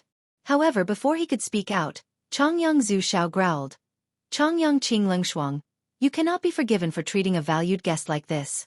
Disciplinary elders, immediately imprison her in the 1,000-year ice cavern for 100 years. Yes, sir. The disciplinary elders bowed in response. The 3 great elders of the Qing branch frowned even more. Chongyang Qing Yun in particular. A sliver of anger had even appeared in his eyes. Chongyang Qing Lungshuang was one of the most talented members of his Qing branch. Imprisoning her in the 1,000-year ice cavern was like robbing her of 100 years of cultivation. The 7 others who dared to attack the valued guest will be imprisoned for 100 years too. Chongyang Zhu Xiao continued. He was extremely solemn, to the point where he could not be denied. In the end, Chongyang Qing Lungshuang, the 2 women who followed her, and the 5 saint rulers, all suffered severe punishments. Those who wanted to punish Jian Chen but were stopped in the end all sighed inside for their luck. Great-grandson, are you satisfied with this sentence? Chongyang Zhu Zhao's seriousness vanished as he smiled amicably at Jian Chen. Jian Chen slightly nodded. Has the seal in great-grandfather Yunkong's head been removed? My great-grandson, it's all because of you that the seal torturing Konger for so many years has been successfully removed. From today on, Konger can finally continue his cultivation. Chongyang Zhu Yunxiao chuckled aloud. He was relieved. After talking some more, Jian Chen was brought to the divine hall by the great elders. Huang Wan was left outside with Chongyang Zhu Yeyun. Soon after, a great voice boomed from within, echoing through the entire independent space. From today on, Chongyang Zhu Xiangtian of the Zhu branch will be a great elder of our Chongyang clan, the 8th great elder. The announcement was made by the 7 great elders together.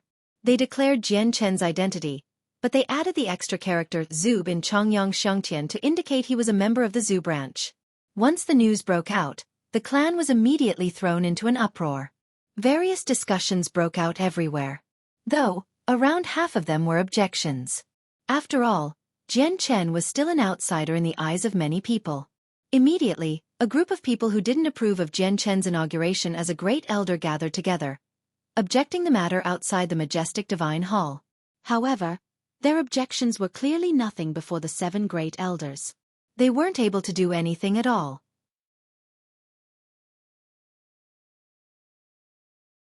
The 7 great elders stepped forward together to quell the crowd. The 7 great elders possessed absolute authority in the Chongyang clan. They represented everything. As long as they all agreed, they could decide everything for the clan. Jian Chen possessed the strength of a 7th heavenly layer Saint King, and by his side stood the winged tiger god as well as Rui Jin and He Yu, 2 supremely powerful experts.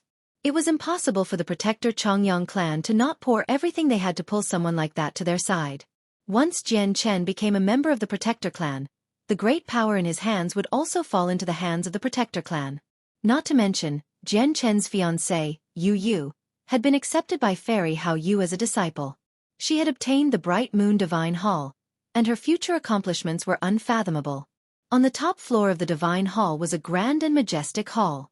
It was well decorated, where the level of extravagance far exceeded the imperial palaces of the 3 great empires. This was the ancestral hall of the protector Chongyang clan. The hall was filled with memorial plates, reaching an innumerable about. All of these people were former great elders of the clan, and there was no lack in saint emperors among them. However, all of them had passed away already. Jian Chen stood with the 7 great elders in a row before the vast numbers of memorial plates. They paid respects to the people that the plates represented since they were all ancestors of the clan. Jian Chen had expected this to happen before he had come to the clan. He did not want to take up the position of great elder in the clan, but a single sentence from Chongyang Zhu Yunkong changed his mind. Great-grandson, you are a member of our Zhu branch. You will become the glory of our branch. Jian Chen changed his mind because of that exact sentence. He did not reject his inauguration as great elder, as all of it was to glorify his great-grandfather Chongyang Zhu Yunkong. All right. The ceremony has come to completion. Great-grandson, we should take you to the library of the clan next. All the records collected throughout the years by the clan are there, including many matters regarding secrets that happened in the past.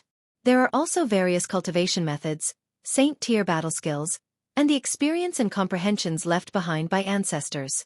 Now that you've become a great elder of the clan, you have the right to view these records, smiled Chongyang Zhu Shao. He felt glad inside. Jian Chen's interest was piqued. He was extremely interested in the records of secrets from the past. He did not really care about the cultivation methods or saint-tier battle skills since they were not suitable for him at all. Jian Chen did not visit the library immediately. He said, Great elders, someone has planted an ancient secret technique on Luoner that ties Luoner's fate with his own.